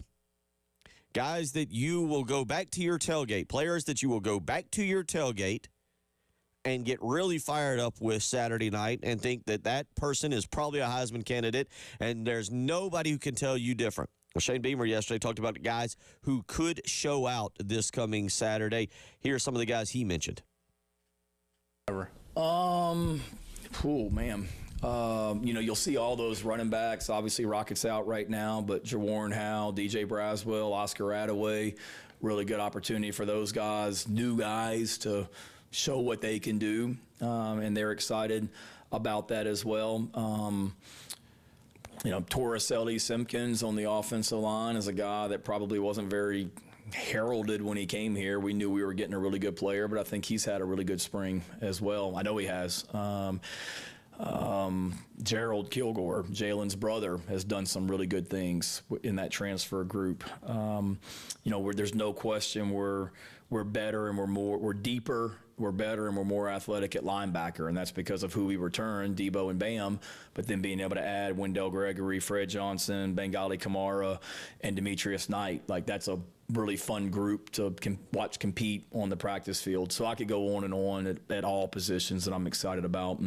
And that's the other thing. It's all these transfers, but it's so many freshmen. I mean, there'll be more true freshmen playing in this game Saturday night than what there was last year, because we had a lot of guys. If you stayed, did you stay for the talk last night? Or did you eat and get out? Well, if you had stayed, we talked about the fact, I think I may have said it when I met with you earlier, but we started with 5 true freshmen last season throughout the year, 2 on the offensive line. And of those 2 offensive linemen, Tro and Tree, they weren't here for spring practice. So you got guys that last year, Tro and Tree and Nick Harbor showed up in the middle of June, went through practice for a couple months, and then they're playing SEC football games. Now we've got essentially our whole freshman class is here except for 3 guys. So what an experience for them to be able to, one, go through spring practice, but get to finish it up with a awesome venue to play in on Saturday night for their development also. So that'll be better for us going forward. So these freshmen I'm excited about. Not a single freshman that I'm looking at and saying, not sure we might have missed on that guy. We're super excited about this freshman class, super excited about the transfers we brought in, and super excited about the returning players that have all, stepped up their game since they came back. So I'm excited for everybody, Hill. I gave you a couple names, though. There you go. That's Shane Beamer talking about, guys. I will admit that there are some players Saturday night that I am interested to see. I think the headliner, just because he was a 5-star, I don't know if I'm going to see anything he does in the game that I'm like, wow, look at that. But I do want to see Dylan Stewart on the field, see what he looks like. I will pay attention to him specifically at times on the defensive line. But again, Elijah Davis, J.C. Sherbert brought this up a little bit yesterday when he was talking. Elijah Davis had a huge monster game last year in the spring game, and one of the reasons he did is because he was going against a true freshman who's not exactly a right tackle in Marquis Anderson. It was a bad matchup, and so Elijah Davis ended up with this incredible spring game, and you kind of walked away with it and said, okay, maybe he's going to be help at rushing the passer, and turned out he really was. And Byron Thomas was another guy last year. That had a monster spring game, and he flashed during the season, did some things, but did he play? Did he live up to what he had done in the spring? Not necessarily. The one guy I really am intrigued to see on Saturday night, because working with Preston and Preston's relationship with Nashawn Goddard, and what Nashawn Goddard's had to say, is Jawan Howe, the running back that transferred from South Carolina State, who has 3 years of eligibility left, was a freshman down there. This is South Carolina's running back situation. I at least at this point feel a little bit better about it than I did last year. I think you've actually got legitimate running backs. The Rocket Sanders injury, I do think you're keeping an eye on that. You're listening throughout the summer for any updates when you go to these welcome home meetings. I think you're listening for specific updates on him, because that shoulder injury, it's really lingered. Obviously, he's not done very much at all. He's been able to get the mental reps, which is fine. He's been able to watch the plays. But with Rocket Sanders, I don't know what you're counting on right now. You're hoping he's 100% healthy. I don't know if you're counting on him being 100% healthy. Maybe he will be. Maybe he'll be perfectly fine. But it just seems like this has been a lingering issue for him. And so that brings me back to Jawan Howe, the transfer out of South Carolina State. I just want to see how he moves, what his speed is. Does he have vision? Is he running? I hate to say this, I don't have a lot of faith in the offensive line on Saturday night. I don't expect them to be blowing guys off the ball, especially when you couple in the fact that it looks like what they're going to do is kind of divide up the offensive line. Therefore, I don't have high expectations. I just want to see the movements. Does he look agile? Does he look smooth? Is he herky-jerky? Is he running into the back of linemen? Is he missing holes at this level? Things like that you can just kind of watch a running back and be able to tell. That was the one thing you could kind of watch Mario Anderson and tell there was some skill there. It was going to take time to catch up, and sure enough, it finally kind of produced as the season went along. But I want to see that with Howe and how he looks. Oscar Adaway, the third, another guy, is Richard weighs in and says Howe might be nice, but Adaway is the best running back on the roster, and it's not close, and that includes Rocket Sanders. I don't know about that. I wouldn't go that far. I think that's still to be determined, at least from a lot of people that I've talked to that are kind of down there. Howe is a guy that, again, I know they're excited about. Also has a good bit of eligibility there as well. So we'll continue talking about that. Let you listen to a little bit more Shane Beamer. Again, we've got our special guest. He He is en route, and we'll have a major announcement coming up here right around 8 a.m. Sounds like it might be a few minutes after. And then that guest will hang around with us until 9 o'clock, and we will talk about his announcement and what's kind of going on there.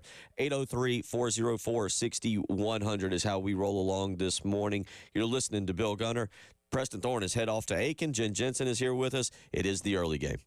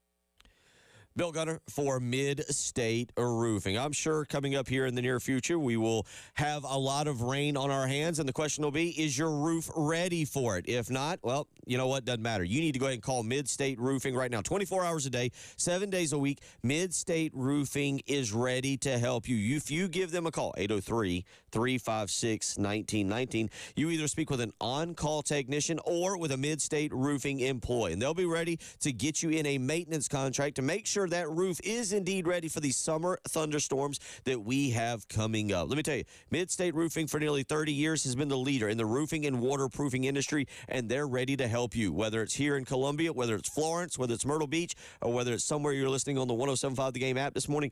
Mid-State Roofing is there for you. Give them a phone call, 803-356-1919. If you've got a leak, let Mid-State Roofing take a peek.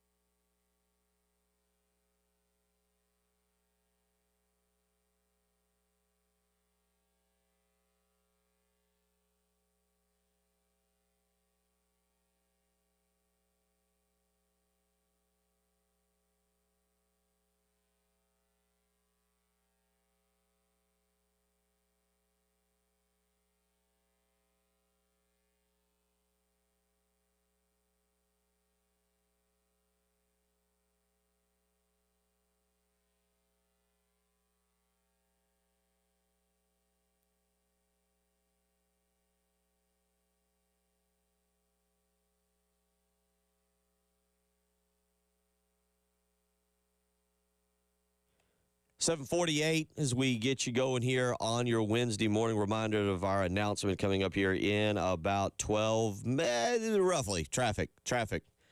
We've tried to give traffic out, but we are a live program, and sometimes Lexington traffic coming from areas tends to get in the way. So we'll keep you updated on that. 803-404-6100.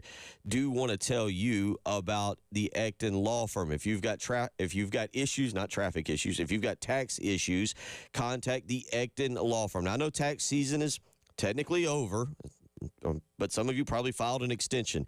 And if you have received a levy or a lien, one of these notices, you need to contact the Ecton Law Firm for a free consultation. 803-771-9800. Again, that's 803-771-9800. That's how you can call them. They have a local team dedicated to resolving your income or business tax issues for good. At the Ecton Law Firm, they understand the challenges you face. That's why John Ecton and his team are ready to offer you the peace of mind you deserve. With proven local solutions, they have helped thousands of families and businesses just like yours escape the IRS maze. Take the first steps towards a worry-free life by contacting the Ecton Law Firm today for your free consultation. 803-771-9800. Discover how the Ecton Law Firm can transform your tax worries into a thing of the past by contacting them today. Again, that's 803-771-9800. Again, 803-404-6100 if you want to weigh in. Again, announcement coming up here in about 10 minutes, but wrapping up some spring talk. Shane Beamer talking yesterday. Now, a reminder, he will have Carolina Calls tomorrow night at 6 p.m. Again, tomorrow night right here, 107.5 The Game, 100.3 The Game in Myrtle Beach. You will hear from Shane Beamer tonight. Just a programming note, tonight, Carolina Calls with Mark Kingston at 6 p.m. But this was Shane Beamer yesterday. One of the questions will be the quarterback situation. Now, we all believe Lenora Sellers to be the likely starter. Now, Robbie Ashford probably is not thinking that way. That's what you want the backup to think, that he can go in and earn that starting spot. But Lenora Sellers and Robbie Ashford, those will be two guys under the spotlight. Throw in Dante Reno as well. Here is what Shane Beamer had to talk about on the philosophy of deciding the quarterback battle. Yeah, it's a great question. I think certainly, just like to Mike's question, guys, whether it be quarterbacks or other positions, they have the ability when the lights come on to really step up and show, you know what, this guy's a gamer. And the quarterback position is no different. Obviously, we've been evaluating everything every single day since we started practice in March as well.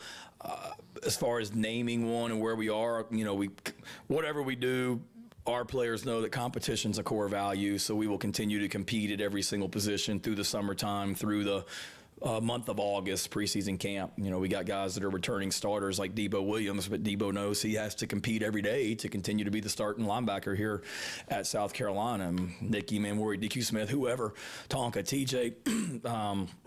But I think there's different philosophies. You know, I've been in those situations before where you have a quarterback battle, and I had one at Oklahoma my first year there with a young man by the name of Austin Kendall and a guy that ended up being a pretty good quarterback by the name of Kyler Murray. And we had a quarterback battle that literally went until the middle of August as well, and Lincoln did not name a starting quarterback. I've been a part of other places where you name the starting quarterback because you want to have your team be able to rally around that guy kind of in the summertime where they know, okay, he's the guy going into the season and we need to rally around him. So I think each situation's different. I think both of those philosophies are valid, and it just kind of depends on each situation and where we are. Dow and I haven't talked about it as far as our time frame and wanting to do anything, but like I said, even if there was some sort of announcement after spring practice, like all positions, that position has to continue to prove it and earn it and compete. I don't know how I feel about that. I kind of would prefer, me personally would prefer them to go ahead and name the starter coming out of the spring, because I just feel like right now when you're going to have a brand new starter, having that vocal voice, having that person in summer workouts and orchestrating the 7-on-7s and all those things. And look, by all accounts, I've never really dealt with Lenora Sellers. Obviously, I've never talked to him or seen him in the locker room setting or anything of that nature. But by all accounts, he's a leader. At least talking to the people who probably want to tell me what they want to tell me. He is a leader. I think even as a redshirt freshman, This is a guy that could step in and be that leader. Robbie Ashford has a lot of experience. Are you? And I'm not accusing Shane Beamer or anything. I'm just saying, are you are you more fearful now of the transfer portal if you name a starter? I don't know the official rule. These transfer portal rules are wild. They're insane. If you go ahead and name Lenora Sellers the starter, is Robbie Ashford able to somehow, some way transfer again? I don't think anybody knows the way these rules work these days.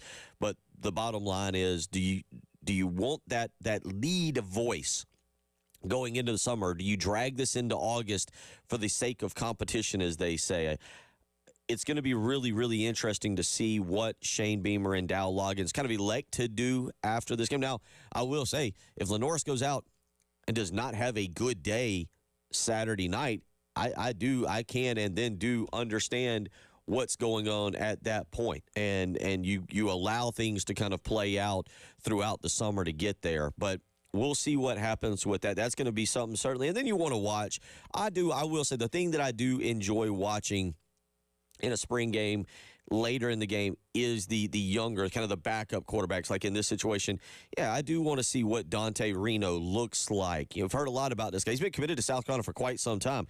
I do want to see how he performs, and not so much from the standpoint of can he challenge from the starting position, but from the standpoint of, what does the future look like? That is always a fun thing to see for me personally when you talk about a spring game. Coming up in the next minutes, we will get this special guest in here that we've been talking to you about. You're not going to want to miss this. Reminder, you can go hop on our live stream, the Game TV Radio on YouTube, and check that out. We got a lot here that's going to happen over the next hour. We hope you want to be a part of it. You're listening to the Early Game.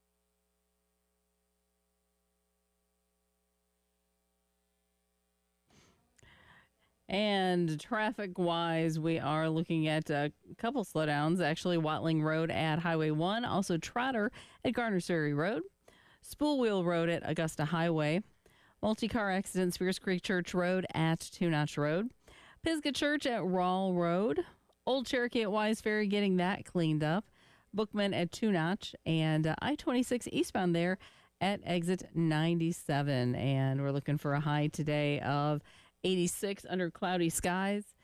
Sunny and hot tomorrow, 90 for the high, 88 with some stray storms on Friday, 85 stray storms on Saturday. Right now it's overcast, breezy, and 60.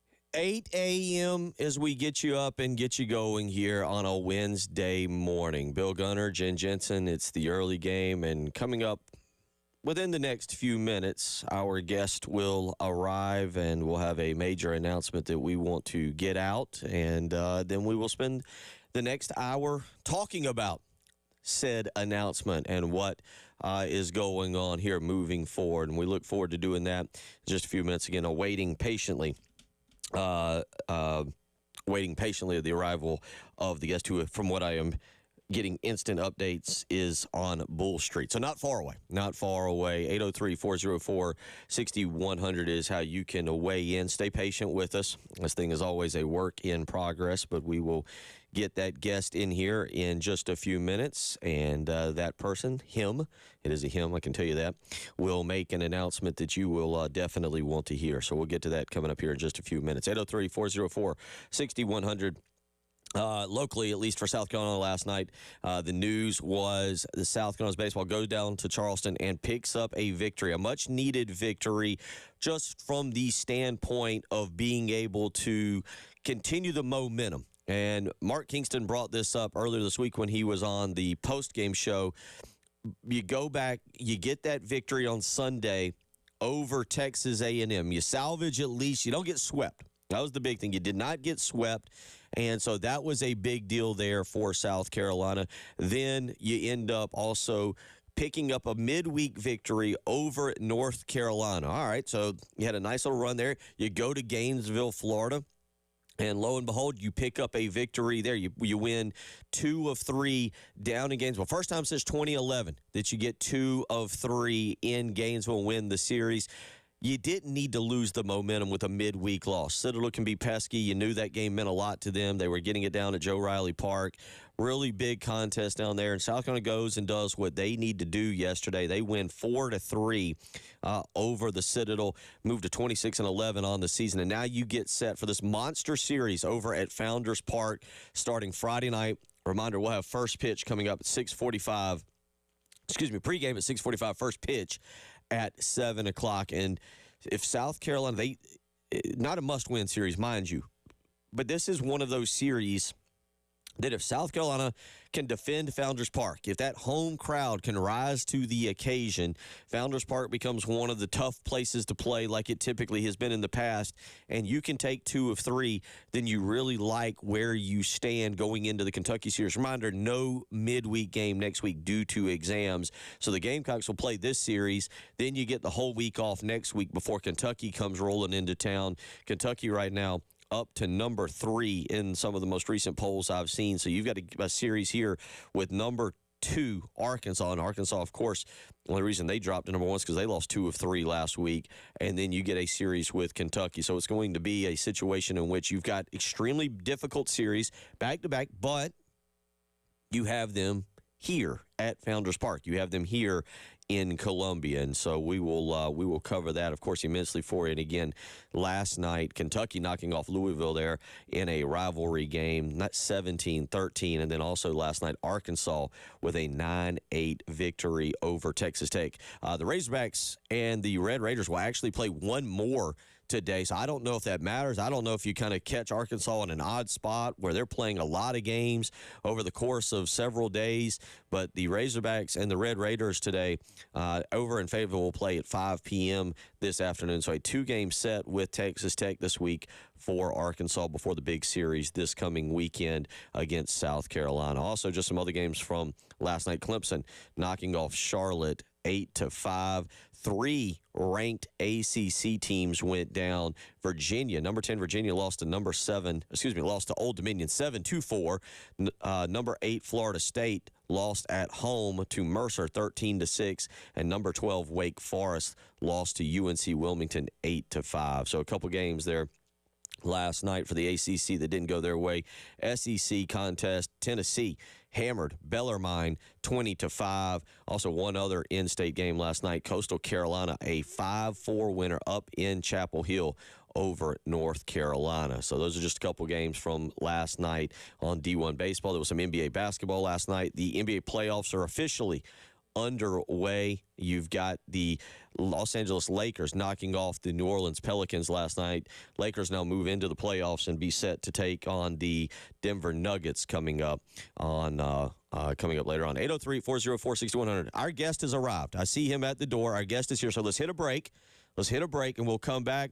We got a huge announcement on the other side of the break. Our guest is here. We will catch up with him. We will let him give you the big announcement when we come back. You're listening to the Early Game.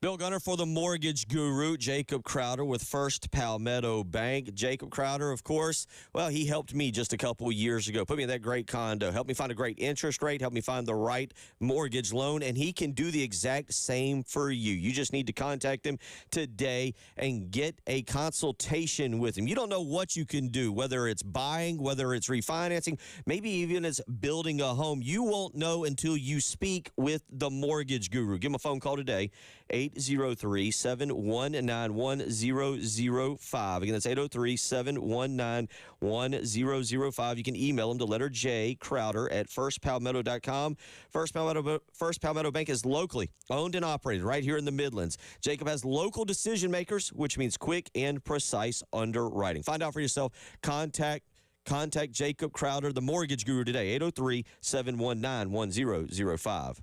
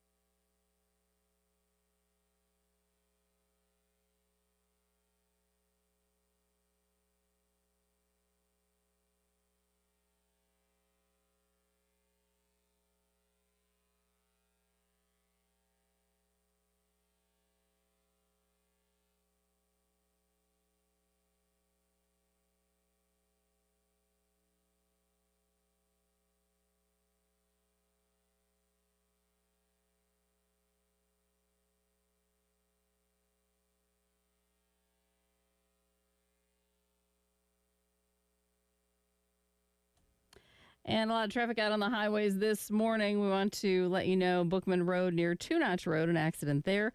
Also Highway 302 at South Lake Drive. I-26 eastbound at Broad River Road. Also Pisgah Church at Rawl.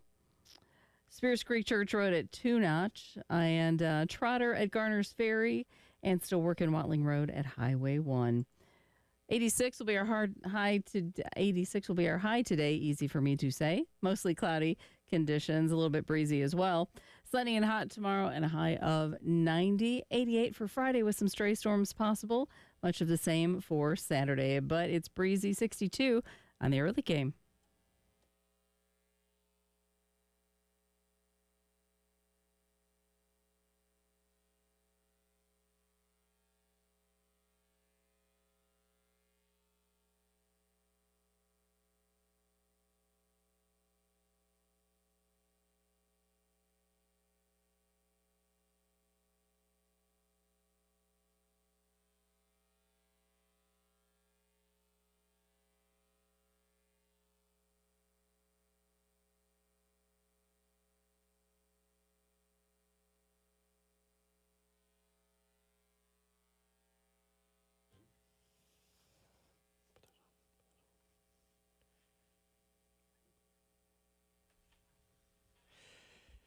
$8:12 on a Wednesday morning. Bill Gunner, Jen Jensen, Preston Thorne having to step out to miss the big announcement. But we have got a very special guest in studio. We have got a huge announcement right now, and I am going to turn the mic over to the special guest. You can pull that to you, sir, and tell everybody who you are and what you want to announce this morning. Good morning, everybody. It's Cam Scott here from Lexington, and I'm proud to announce that I am now a Carolina Gamecock, and we'll be joining the Gamecocks men's basketball team for the next year. I'm very excited. Thank you for having me, and I'm just looking forward to making big things happen here in the SEC. So yeah, Spurs up, go Cox. Let's talk a little bit about this decision. Now, number one, I want to say how proud of you I am that you won a state championship for Lexington. Absolutely. For Lexington. And Coach Pope is here with us. Y'all brought me a hat and brought me a new shirt. The last time Lexington got to get a ring, I only played 2 minutes. Hey, I was into the very end of the game. But I want to tell you that. And I'm also proud of you because and what I've done in my life is come up doing scouting and watching guys. I love the fact that you stayed at Lexington. You stayed a Midlands guy. Yes, sir. You represented where you grew up and what you did. And I think that's really cool to see you do that for our state and then elect to stay home and now play for your home state university. For sure. I mean, I was just a really big contributing factor. I grew up pretty much a lot of my teenage years here and my early adulthood soon to be. So, just staying home, staying around where I'm from, my family, my friends, people who grew up watching me play basketball pretty much for most of this. It's just really been an honor. But being able to be 20 minutes down the road, I mean, it's kind of exciting, Big things going to happen. Mom's cooking, big part of that. Oh, yeah, you know that. What's the best thing she cooks? What will you be going home for? Because I remember I came to Carolina. I was 20 minutes down the road. I wasn't an athlete, but I remember going home for cooking. What's the thing that you'll be popping in on Mom and Dad for? I definitely got to go with the mac and cheese. Okay. Specifically the baked mac and cheese. All the other mac and cheeses aren't that good, but the baked one's where it's at. Now, have you talked? Chicken too? Hold on, real on the mac and cheese? Have you talked to Coach Paris about this? No, not yet. We had him in studio. One of the things we talked about was indeed his mac and cheese. He says that's his specialty. Oh, I'll have to try. He's got a specialty mac and cheese. I'll be the judge of that one. That's my cup of tea right there. Got to see what that's looking like. And then you said the baked chicken. Yeah, that's preferably baked chicken. It's my go-to, honestly. 803-404-6100. Cam Scott is in studio. We've gotten his announcement. We're going to come back. We're going to discuss this. A lot of stuff I want to discuss with you this hour. Appreciate you coming. He's going to be with us till 9 o'clock. But Cam Scott, officially a University of South Carolina Gamecock. It's the early game.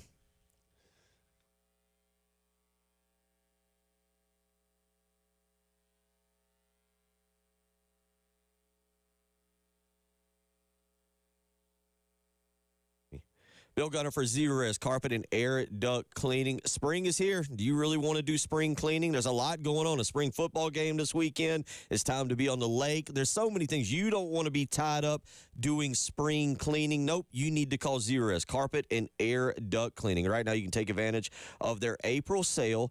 Get 3 rooms of carpet clean for just $129. All when you mention me, Bill Gunner, at 107.5 The Game. So give him a phone call today, 803-262-4020, or schedule online. ZerezColumbia.com is the way to do that. Zerez does not leave behind a sticky, soapy residue. Instead, they make the carpets and the rugs and the towel all look insanely clean. You'll feel comfortable with the kids, the pets, the dogs, even yourself rolling around on the carpets and rugs this coming summer. So call Zerez today, 803-262-4020, or schedule online. Zerez, spelled backwards or forwards, is the right way to clean.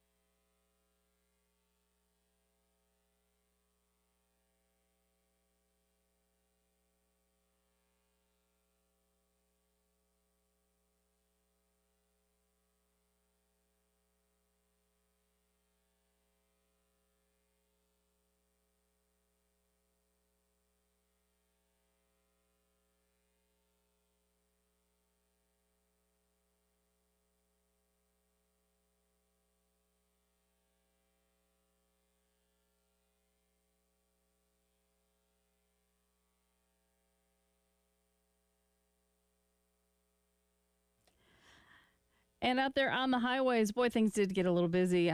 Let's see. The list goes on. Watling Road at Highway 1. Also Trotter at Garner's Ferry. Spears Creek Church Road at Two Notch Road.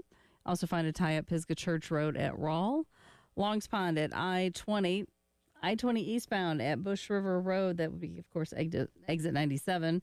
Highway 302 at Highway 6. And Bookman near Two Notch Road. Going to be a little bit breezy today and cloudy, 86 for the high. Sunny and hot tomorrow, 90. Right now it's breezy, 61 on the early game.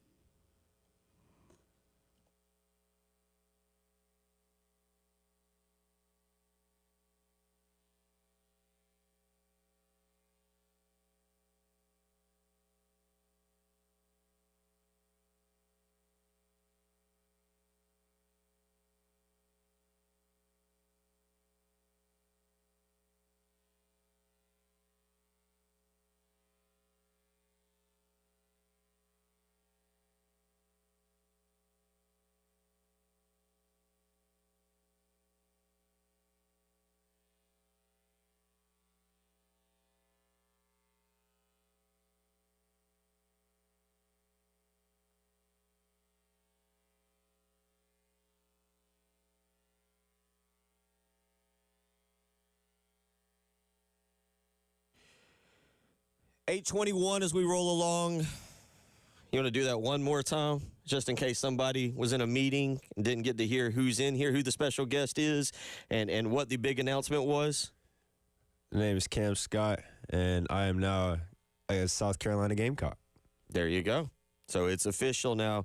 Cam Scott joining Lamont Paris and his staff, who will be enrolling. When do you enroll? June? July? Have you decided? I believe it's June. Oh, you're going to love if it. I'm not mistaken. Oh, yeah, good times, good times. Well, let's get to it. We got a special guest for you. Got a special guest for you. Let's get out to the Love Chevy phone line. Somebody who wants to congratulate you. Let's go out to the Love Chevy phone lines. You try my job. Say welcome in. Welcome in. Yo!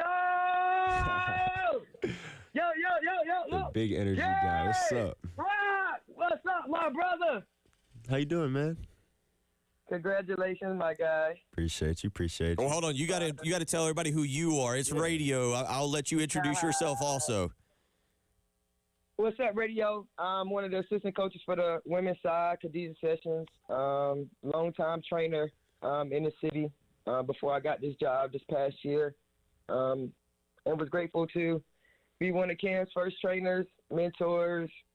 That's my guy. So I want everybody Gamecock country to welcome him in and show him the type of love you guys give to Gamecock players and everybody that wants to come be a Gamecock.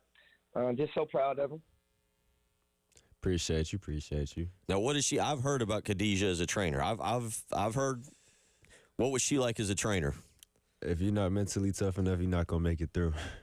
How much do you think she helped you your early development, your early stages getting to where you were?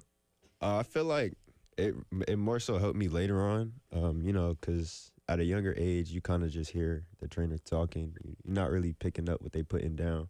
So it's kind of like, I wouldn't say it's necessarily in through one ear, out through the other, but it doesn't really settle in until you fully experience it. But, being able to actually go out and experience some of the things that she was talking about, it made a whole lot of sense later on. Was there a day, or how many days were there that you left training with Khadijah? Because I've heard again a lot about, and you were like, Mom, Dad, man, she's crazy. Like, I don't know if we're going back to that. I don't think I ever told them honestly, but I've definitely thought it multiple times, especially mid workouts when she'd do some of the things she'd do. I'd just be like, all right, you're doing too much now. But all in all, it was definitely worth it. Just gonna keep her in touch, keep her intact. She's been a great support person for me, so just keeping her around, it's been great.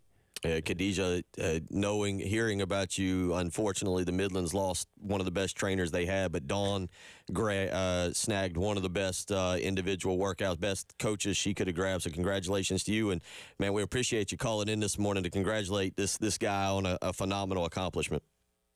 No problem, man. I appreciate you guys for having me. Take care, Khadijah Sessions. Yeah, you put yourself through a lot of work. Was there a game younger somewhere along the line where you went, man, I can be pretty good at this sport? I might. You personally, was there a game that you realized, man, I've got some talent here? I'll say my first game. When? First game of high school in 8th grade. It's like 2019, right? Yeah, no. Turn hit coach's mic on there. Coach Elliott Pope in with us this morning. We actually got a full crowd in here as well. So, yeah, I think it was his game, his 8th grade year.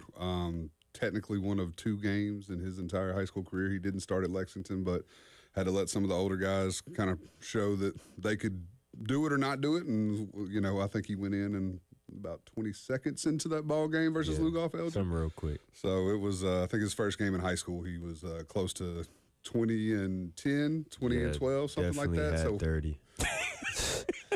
We knew pretty early on. It was going to be a fun ride with this one. Your mom and I, we were talking off air, and there was the really neat tweet that Christy Morlando, the mother of PJ Morlando, put up the other day. For people that don't know, I mean, you were a 3-sport star. I've talked with Coach Bailey Harris. I was telling you off air about there was a slight battle that had to be had for your services, whether it was on the football field as a wide receiver or a basketball star. And as your mother was telling me, your last baseball game was in the Dixie Youth World Series where you played with PJ Morlando. How did you end up deciding on basketball? What was that thing that you said, man, I love that sport more than the other ones? Definitely just felt like basketball. I just felt like I had a different connection with it, so, just being able to play around, play throughout the whole summer, pretty much my whole life. I felt like when it really came down to the decision making, it was a no-brainer at that point, and I was like, I got to stick with it. When was that? When do you think that was in life? I'll say around 7th grade, Okay. 6th grade was when I really decided that basketball was going to be my number one. Again, for those just tuning in that's been wondering, Cam Scott, Lexington High School state champion. Nobody can ever take that away from you. You'll get a ring. I meant to bring mine in here. It doesn't fit anymore. But nobody can ever take that away from you. And I want to go back to this because it's something that does bother me in high school these days. You stuck with your local program. You didn't, I don't know whether it was you didn't need to feel you proved yourself or whatever. You stayed at Lexington. You stayed with mom and dad. You stayed in your community and you represented your community. Do you understand how special that is, that you can always go back to that high school and say, I did this, I brought home another state champion? Honestly, I kind of feel it, but I feel like it was more so hearing it from other people that it really settled in, and they really respected my decision on staying, especially with winning a state championship. So, just hearing it from other people, I feel like it meant a lot more than what I really anticipated. So, I mean, it's a big accomplishment for sure, but I wouldn't trade it for anything. And I think the other thing that gets lost in it is I will say this for you. I've talked to you once. We talked at an AAU tournament a couple weeks ago. We won't go into that story, but I felt awful after I talked to you at that AAU tournament. I did tell you about that. Yes, I did. You want to tell that? I don't know if we want to tell that story on air. We'll talk about it off air. Yeah, we'll talk about it off air. I walked out of there feeling awful. We'll just say that. But the other that's really cool is everybody I've talked to in Lexington about you has had nothing but incredible things to say. You have so many friends. And you get to experience your senior year with them. I believe, was prom this past weekend? Yep. Am I right on that? Down here, like, what, 5 minutes That's away? right. Yeah, you were at the football stadium. Yes. You got to experience prom with all your friends that you've grown up with. How was that? It was a really fun experience, just being able to spend the day with them. It was just, we don't really have those moments like that no more where everybody's around. So just being able to take that time away and, just be able to bond with everybody. Probably one of the last times for a while because, we all got different lives going on. We got different branches we're trying to get out to. So just being able to have that moment and share that with my friends was really special. You're not going to self-plug Prom King? I mean, I wasn't going to, but now that you said Oh, he's a humble guy. Lamont's getting a humble guy. So you were prom king? Yes. Well, congratulations. Thank you. Let's talk about what you saw real quick this year. South Carolina wins 26 games, goes to the NCAA tournament. What did you see from that particular team that you really liked, that kind of kept you interested? It was actually kind of similar to what I feel like we faced over at Lexington. I mean, it's definitely not the same, the SEC in high school basketball, but I feel like as a leader on the team, just talking to the team and being like, all right, we got to sit down and have this conversation. We have one end goal in mind. What are we going to do to get to it? And for just to see the guys buy in, I feel like I saw similarities in South Carolina's men's basketball program. You just saw a bunch of guys that really wanted to work together and, do the best they could, go out there, win an SEC championships, fell short of the regular season championship. But, just have that one goal in mind. And for everybody to buy in, I feel like it was something special. How do you see yourself fitting in offensively with this team? I see myself fitting in pretty well. We got a lot of good pieces around us, a couple returning pieces as well, especially Sam B. He had a great end of the year. Unfortunately, starting off the year pretty rough, but the way he finished it was really phenomenal. And I believe just plugging it with him and some of the other guys, it would be real smooth. My understanding is you have a good relationship with Gigi Jackson. I understand you know Colin very well, Colin Murray Boyles. How much did their decisions to stay home and play for Coach Paris and what you've seen, how much did that play on your decision? It played a good bit, honestly. Just watching Gigi come in, do what he did, and then be able to take that to the next level. I got a chance to work out with him a couple months ago. So just being able to talk with him about it, see how he felt, what the process was like, being here in Columbia, and then taking his talents out to Memphis. I mean, it's kind of cool just to hear the experience from a firsthand point of view. But for him to be local, pretty much following right behind his footsteps, being in the same school. So, I mean, that's a big part. But, you know, Colin as well, growing up, playing against each other. But, I mean, working out with each other and now being on the same team. I think it's going to be a real special thing. How much did you lean on Gigi for recruiting advice? Did you ever talk to her, or is that just something that y'all are just friends and it was different conversations? Or did you ever say, hey, here's what a coach told me. What do you think about this? It was definitely more of a friendship kind of thing. You know, I let him do his thing because, I mean, once you get here, it's a lot. I mean, I know, especially for him being the #1 player in the class, he had a lot of pressure on him. So I just really let him do his thing. You know, whenever he was there to talk, I was there to listen. But we really just kept it friendly. And, you know, he did throw in a couple of recruiting statements telling me, you know, where to go, stay home every once in a while. But we usually just kept it cordial. He's a different player, but at the same time, y'all are both lengthy players. How much do you see your game similar to his? Or do you see it as a completely different? I mean, he's definitely developed even since he left here. But, you know, playing against him, especially in the high school years, I mean, you could kind of see a lot of similarities.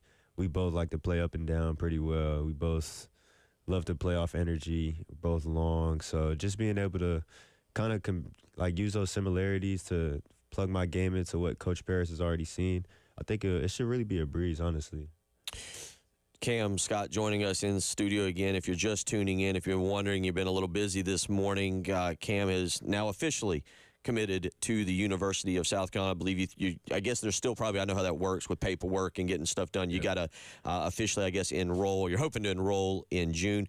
You get on campus, whether it's June or July, depending on how that works out. You get on campus, first thing that you know you've got to work on to be ready for September when preseason starts and November when the season starts? You got to get big. Yeah, Coach Pope's over here pinching him. We're working on that now, but, you know, just once I get down here, just building a relationship with the guys. You know, you want to be able to have that team chemistry going into the first game, even preseason, honestly. So building off that chemistry will take us a long way. How do you view Coach Paris's offense right now and how you fit in that? Is it a shooter? Is it a slasher? Is it a kind of a do-it-all guy? Like you saw what Michi was doing this year. How do you view yourself fitting into that particular offensive role? I feel like his offense allows me to just play the game, honestly, freely. You know, being able to, if teams back up, being able to knock shots down. If they press up too close, being able to get downhill and make a decision. So I feel like just his offense and the way that he's built it, it's allowed guards to really just play their style and really thrive in it. How much did you pay attention to that the last 2 years to see? Like, I'm always intrigued by this, what a recruit, and this is when I would do the scouting, I'd always talk with recruits and see how much you really watched or what you specifically watched to go, oh, I like that. I like how I fit in there. Did you do that specifically with his offense? I'm more of the guy who really, watches the little things, you know, timeouts specifically. Because, I mean, that's when TVs go to commercial breaks. People go get food. People go on their phones and whatnot. And not a lot of people are paying attention. But that's one of the biggest things that I really paid attention to, especially recruitment-wise. Just seeing how a coach interacts with players, how all the rest of the staff interacts with players, and even how the players interact with each other. Just seeing what the immediate coach does. Does he go over there yell? Does he go over there comfort? Does he go over there criticize? And even if it's constructive criticism, just seeing how the coach presents it, and then the players take it upon themselves to go out there and try to not make the mistake again if they made a mistake and keep going if they did something good. So give us a little insight into the personal relationship, the away from the court, the recruiting process, and the personal relationship with Coach Paris, because obviously some things happened there in this recruitment to get to where we are today. But what has that been like in what I would call your friendship with him? Honestly, I just had a deep respect for him, honestly, probably like the first time we conversated. He's always been a man of his word, and he's always been keeping good people around him. So just being able to talk to him, you could kind of tell the genuine type friendship that you'd have with somebody off the gate. So just being able to, you know, chop it up with him time after time, being able to just hear him out, just hear his visions, hear what he has planned for the next couple years and what he had planned for me especially, you know, just chopping it up with him. I mean, it's it's never really been nothing crazy, but just it's kind of been cool, kind of like a friendship, honestly. I don't want to say different. I was telling you off air, when we bring coaches in, we interview them. I don't really care. They have press conferences. I don't really care to bring them in, go, who's your starters and who's performing good here, and we like to deep dive into who they are. And Coach Parrish, I think, showing his personality. Again, I go back to the mac and cheese. He also is big on washing his own car. Now, okay, are you your own car washer, or do you hit up that Take 5 just down from Lexington High School? I'd definitely be a car wash type guy. I don't know if I could wash my own. probably miss a bunch of spots, but. Mom, Dad, has he ever washed his own car? Once, I believe. Actually, yes. The first day I got it, I did wash it the first day. Yep, me and my little brother, we watched the car together. Dad's like, yeah, I do remember that now. Yeah, it was a special moment. When it only happens once, it sticks out, right? Yeah. At least I watched the inside, clean the inside, made sure that was good. So give us a little insight into who Cam Scott is. You're young guys still. You're developing, but give us a little insight into the off the court. Again, as I mentioned, and being around Lexington, growing up there, a lot of people I knew you, Richard Adams and his son Seth. I would talk to them. Richard would always call in, especially leading up to that Somerville game. By the way, I want to mention this. I learned off air. You were originally from Somerville early on in life. Preston Thorne is going to absolutely hate he missed this. And I am going to be so happy we took such a great kid, a great family, and a great basketball player away from Somerville and brought them up here to win us a state championship. I mean, hey, you got to do what you got to do. Family decision, business moves. But in all, it worked out for the best, honestly. So I think without that move, things probably would have been a lot different. Somerville doesn't let basketball players play. We'd be doing a football recruitment for you right now. We'd be talking about where you're going to play wide receiver. Good buddy of yours you played baseball with down there is PJ Morlando. Yes. Talk about that relationship. Honestly, I think that relationship was honestly an accident. I wouldn't even consider it an accident, but we weren't really planning on being friends like we are today. So, just being able to build that relationship over time, consistently seeing him on the field, why is he so good? That's all I was asking myself. But, being able to go to his house, become friends with him all off the field, it just turned into something else. And then he actually did bring himself out to the basketball court a couple of times too. So glad he stuck with baseball though. Yeah, I know that feeling sometimes. I've seen kids that way. I love PJ. I still tell you that one of the greatest football players I ever covered was Jadeveon Clowney. One of the worst basketball players I ever covered was Jadeveon Clowney. It was one of the wildest situations I'd ever seen. You'd think you'd be like, oh, not even close. Now you got to do a little recruiting on him because he's going to have some options. He's going to have some decisions he has to make. Have you talked to him about y'all hanging out for a year or two up here together? We haven't discussed it yet because, I didn't want to tell him yet. But now that he knows, we'll definitely have this conversation pretty soon. But we'll definitely work on the hangouts for sure. That would be a nice little reunion. Cam Scott joining us in studio. He is officially committed to Lamont Paris and the University of South Carolina. I'm 41. I've been here. I've grown up. I've watched a lot of Midlands basketball, and you follow now in the footsteps of guys like Sindarius Thornwell and a guy like Justin Mackey, Jen. And I believe Justin Mackey has sent us something here that we want to play. Justin, a local guy from Irmo, was in studio with us not too long ago. Justin Mackey wanted to say something. He was on a plane this morning, but here's Justin Mackey talking to Cam Scott. First off, I want to say welcome to Gamecock Nation, Cam. Gamecock Nation, we're getting a really good one in this kid. He has a bright future ahead in the Garnet and Black, and I can't wait to watch him play. I've been watching him since he was a sophomore at Lexington, and what he's blossomed into is nothing short of incredible. Winning a state championship, Mr. Basketball, and really just expanding his game since the first time I saw him. I got to officiate him a couple of times and just talk with him. One of his former assistant coaches, Coach Arazian, was an assistant when I was at Irmo, and Coach Arazian gave me the opportunity to talk to Cam, and the way he listens, the way he leads his teammates on and off the court, he can create his own shot, get a shot when he wants to, and I know he'll thrive under Coach Parrish and the system that him and his staff have in place. Really looking forward to watching him. And again, Cam, welcome. There you go. Turn that back on. Do you hear Justin Mack? Yeah, you are a guy again that has garnered a lot of respect. The way you've handled yourself, the way you carried yourself. We'll continue talking about that when we come back with you. Cam Scott in studio with us. You're listening to the early game.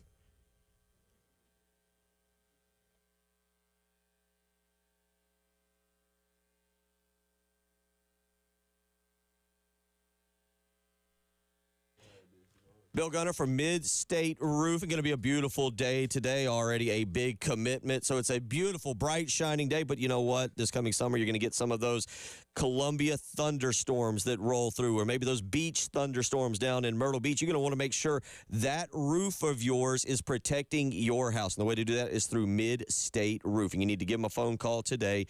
803-356-1919. If you've got a leak, let Mid-State Roofing take a peek.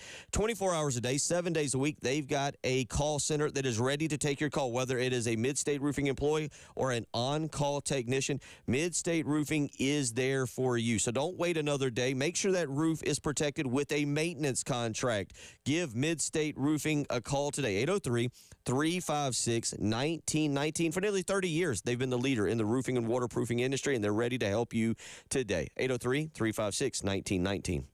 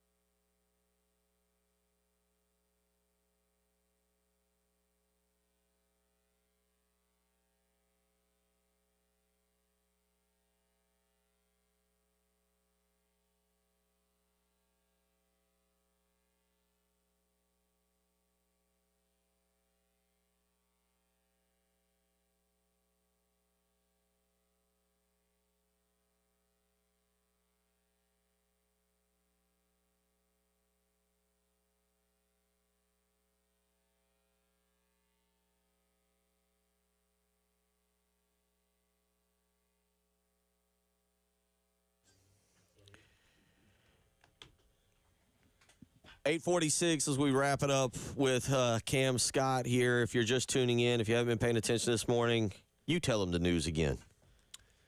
I'm now not all Officially. the way officially yet, but I've now committed to the University of South Carolina men's basketball program.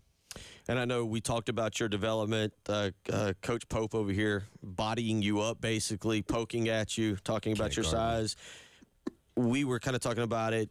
Your development, this is a change. This is a development. Absolutely. It's going to take you're here to develop yourself, however long that may take. Absolutely. I mean, just coming in, being able to have probably one of the best strength and conditioning coaches in the country, the best coaching staff in the country, SEC Coach of the Year, just being able to have these guys for the next couple of years just to help my development. I mean, it's going to be special. I'm really excited for it. It's one of the biggest things I was looking for when I reopened my recruitment, but I think I found it here, so I'm really excited for it. You got some things going on. You got to head up to, I believe you said at Hampton, Virginia for an event? Yes. The Iverson Classic will be May 4th in Hampton.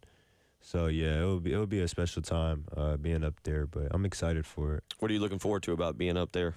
Really just being able to develop and learn, nice competition. So I'm really excited for that part. But, being around a lot of pros, a lot of NBA vets, that's something I've really been looking forward to. Peeped into it last year just in case I had the opportunity to be invited to the game, and I actually was. So I'm grateful for that. I don't think I'm going to missay this, and I don't mean in a bad way, but you really made a name for yourself at the Pangos camp this past Saturday. What was that like? Because you were a good player. Everybody was talking about you. You had all the offers. It wasn't a matter of that. But when you went out there, you kind of exploded, and that's where everybody went, oh, he's a dude. He's a dude. I remember getting the reports back and talking to people that were out there, and they were sending me constant stuff because of where we both live and saying, have you seen this dude? Have you seen this guy? And what was that camp like? Because you're out there with the best of the best, and I think there was a couple reports that I believe they have an award similar. I forget if the exact name is Alpha, but you were the top person at one of the elite camps in the country. It was real exciting, just growing up, being a basketball guy, click on YouTube, watching highlights, you see the Pangos jerseys. So, that was a really special event for me, being able to be invited to that as well. I feel like I just went out there and just played my heart out, honestly. I had a couple of guys that I talked to off the court that were a little higher up in the basketball world that, just keep telling me, keep going, you're looking great, keep going, you're doing good, keep going. So, just keeping those guys in the back of my mind at all times now. I mean, seeing them around every here and there, just seeing their faces, just knowing they're watching, and I just got to get better. Speaking of guys a little bit higher ranked than you, when did you first beat Dad in pickup outside? Dang, I can't even tell you. TVs might have been black and white back then. It's been a minute since he beat me. Did he not challenge you much? No, he know better now. Have you dunked on Dad? No, he doesn't go for that. I don't blame him for not doing that. Better be happy I'm driving. Yeah, I was going to say. Yeah, I need a hotel tonight. Let's let Coach Pope get in here for a second, as he's been with you these last 5 years and really developed you. Coach, for those listening, what is South Carolina getting from an on-the-court and off-the-court experience here? I mean, he's a class act. Mom and Dad are great people. It's been a tremendous opportunity over the past 5 years to grow from a 13-year-old kid. I'll never forget he's playing in the district middle school football championship game, and I brought Mom and Dad in and just explained to them, the situation. Here's where we're going to put state championship trophy. Here's where we're going to put his, retire his number. As far as I'm concerned, nobody will wear 23 at Lexington ever again. And then, here's where we're going to put all his different accolades. And they're looking at me like I'm insane, because I was a 26-year-old kid who had just got the job, been there for less than 3 months, and I understood the talent and the ability this young man had. But to his credit, to Mom and Dad's credit, to all the people that have been involved, and, obviously Cam for putting in the work to take expectation and act on it and improve it over, not just a short time frame, like you mentioned, of being here for a year or two, but doing it over half a decade. That's something that doesn't happen a lot. That's something that doesn't come around a lot. Now with staying within the state, staying with USC, and Coach Paris having this string of getting the number one players all the way back. Gigi, CMB, Cam, and then Hayden next year. It's something special that Coach Paris is doing and his staff has put together over the past few years in recruiting. I forgot about Hayden. Yeah, I forgot about it. Real quick. You got a scouting report on Hayden, because not a lot of people know much about him. Kind of a smaller school. Yeah, Hayden goes to Powdersville, I believe. Yep. Yeah, he just won a state championship as well. Yeah. So, yeah, he's a bigger body for sure. Real athletic, physical type wing. It's a guy to look forward to being able to be up here. You mentioned winning a state championship. Coach Pope brought up, and we were kind of trying to rack our brain. I'm sure some other local people out there who followed high school basketball very closely, prep basketball. We believe, Coach Pope believes, and I think I agree with him, you were the first ever two-time Gatorade player of the state to go to the university. Is that right, Coach? You and I were racking our brain trying to do that. I think the guys I played with, Roe Howe, I believe he was beaten out by Ed Scott in 99, and then Roe won in 2000. You mentioned Stanley Roberts back in the 80s, but he went to LSU. Right. Not sure on BJ from Irmo there, if he was a two-time. I know he won it once. I can't, and the names escape me, but we were probably fortunate Cam's junior year when Gigi Jackson classed up and came to Carolina, so that opened up the path for Gatorade his junior year, and then this past season. But I think Jamie Shaw at On3 put it out the list the other day, but he's for sure one of those special talents within the state, and just super excited for Coach Paris and the other coaches on staff and everybody involved that he's going to be a Gamecock. Obviously, a huge day for you and the family as we kind of wrap things up. Now you get to kind of, you mentioned prom king, by the way. Let's make sure we highlight that. You see this guy wandering around Lexington. You Top of the resume. High-five him on state championship, high-five him on Gatorade Player of the Year, high-five him on commitment to South Carolina, and high-five him on prom king. But as you wrap things up now, your next month and a half, you mentioned you're going to Hampton for the Iverson Classic. You take time real quick to be a high school senior? Just enjoy life? You got everything out of the way? Nah. Got to be in the gym at all times.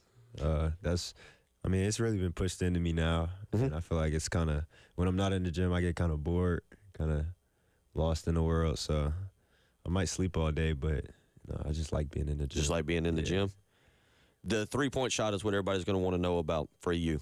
That's the biggest thing that I understand you've got to work on. How many threes do you put up a day?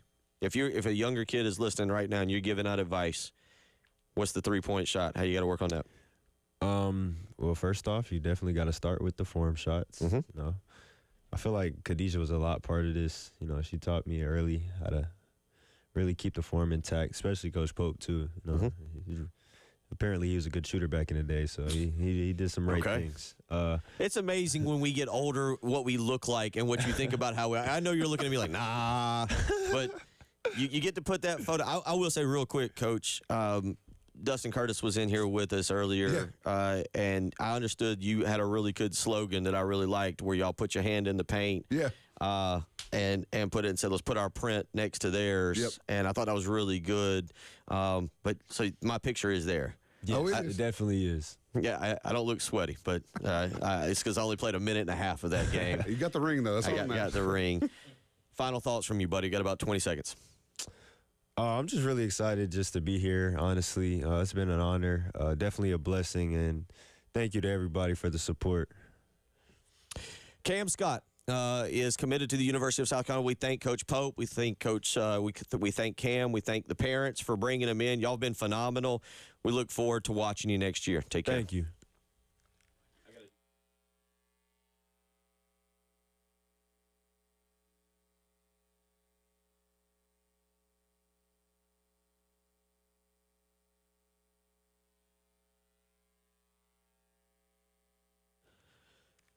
Bill Gunner for Love Chevrolet. I tell you what, the Springtacular sale taking place right now over at Love Chevrolet, I-26 in Harbison between Lowe's and Frankie's Fun Park. And whatever you may want, guess what? It is in stock. 14 acres of brand new Chevys that you can choose from. And, of course, they always have that $1,000 low price guarantee where you can get out there and shop other dealerships, but take their deal back to the folks at Love Chevrolet, and they will top it. So don't wait another day. Go visit Love Love Chevrolet today and check out 14 acres of brand new Chevys and the Springtacular sale going on. You know, the thing that stands out about Love Chevrolet is the way they treat their customers. Honesty, integrity, respect, and with knowledge, being able to answer all the questions you may want. So don't wait any longer. It is time to go visit that incredible line of Suburbans, Tahoes, Silverados, and Trailblazers. Get out to Love Chevrolet today. I-26 in Harbison between Lowe's and Frankie's Fun Park. And together, let's drive.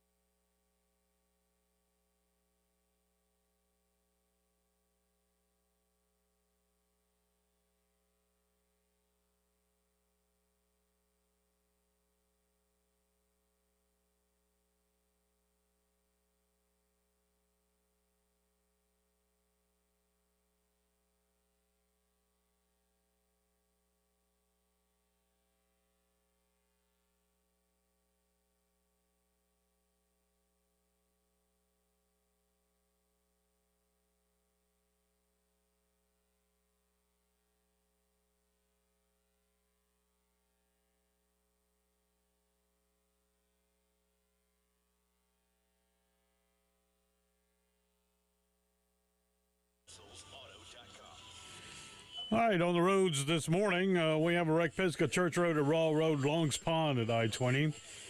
I-26 heading in toward town. They have a new thing at the peak exit this morning. Where it used to be down just a little thin entrance there coming off of Broad River Road onto 26. It's now 2 lanes. But that also means that a little bit further up as the other cars come in, you got to move over a little bit, get over to the right there. But it's a little better this morning. Also, Trotter Road at Garners Ferry, a wreck there. Watling Road at Augusta Road, Highway 1 in West Columbia. Going to be mostly cloudy today, high of 86. Tomorrow, get this, 90 degrees for a high. Captain Dave, WIS TV Traffic Center.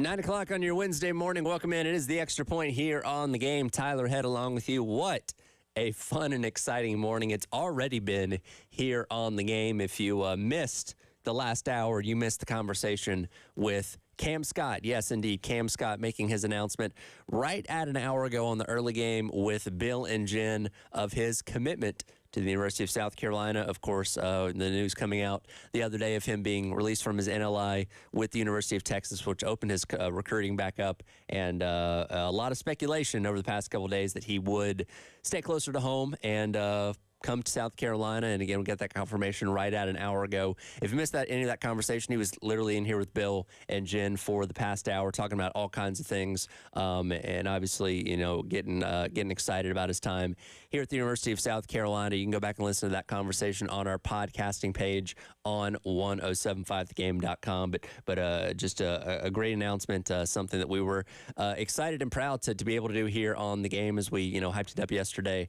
Telling you about the big announcement, and hopefully it lived up to the hype. And again, we're very excited to see what Cam Scott's going to be able to do here with South Carolina in year number 3 under Lamont Paris. As there's obviously going to be a lot of expectations on the on the team, given the fact that they were able to exceed everyone's expectations this past year and make it all the way to the NCAA tournament. And, now that not only the team but the fan base has gotten that taste of being back in the dance again, that is going to be at minimum what we're expecting coming up in 2024 and 2025. And Cam Scott, again, going to play a big part in that. And very, very cool to see him, stay close to home. And again, this is a state that is so rich with talent. We talked to Jacoby Wright yesterday on the Garnet Trust Hour, and obviously he's a South Carolina guy, and,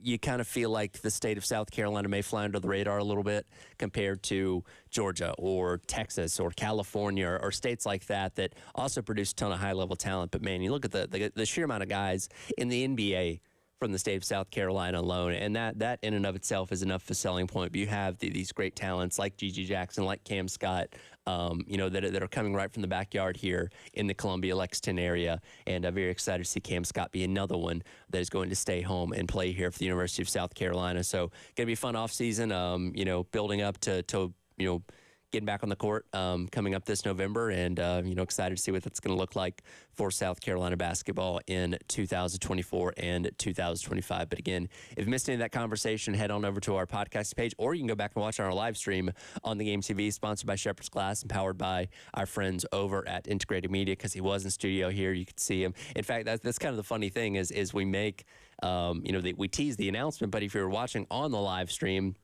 you saw it before anybody else. When he comes in the studio, if you know what Cam Scott looks like, you could obviously put 2 and 2 together and figure out what that announcement was going to be. So it's very cool there. And again, very neat that we got to be a part of that here at 1075 the game. So again, very, very excited to see what Cam Scott's going to be.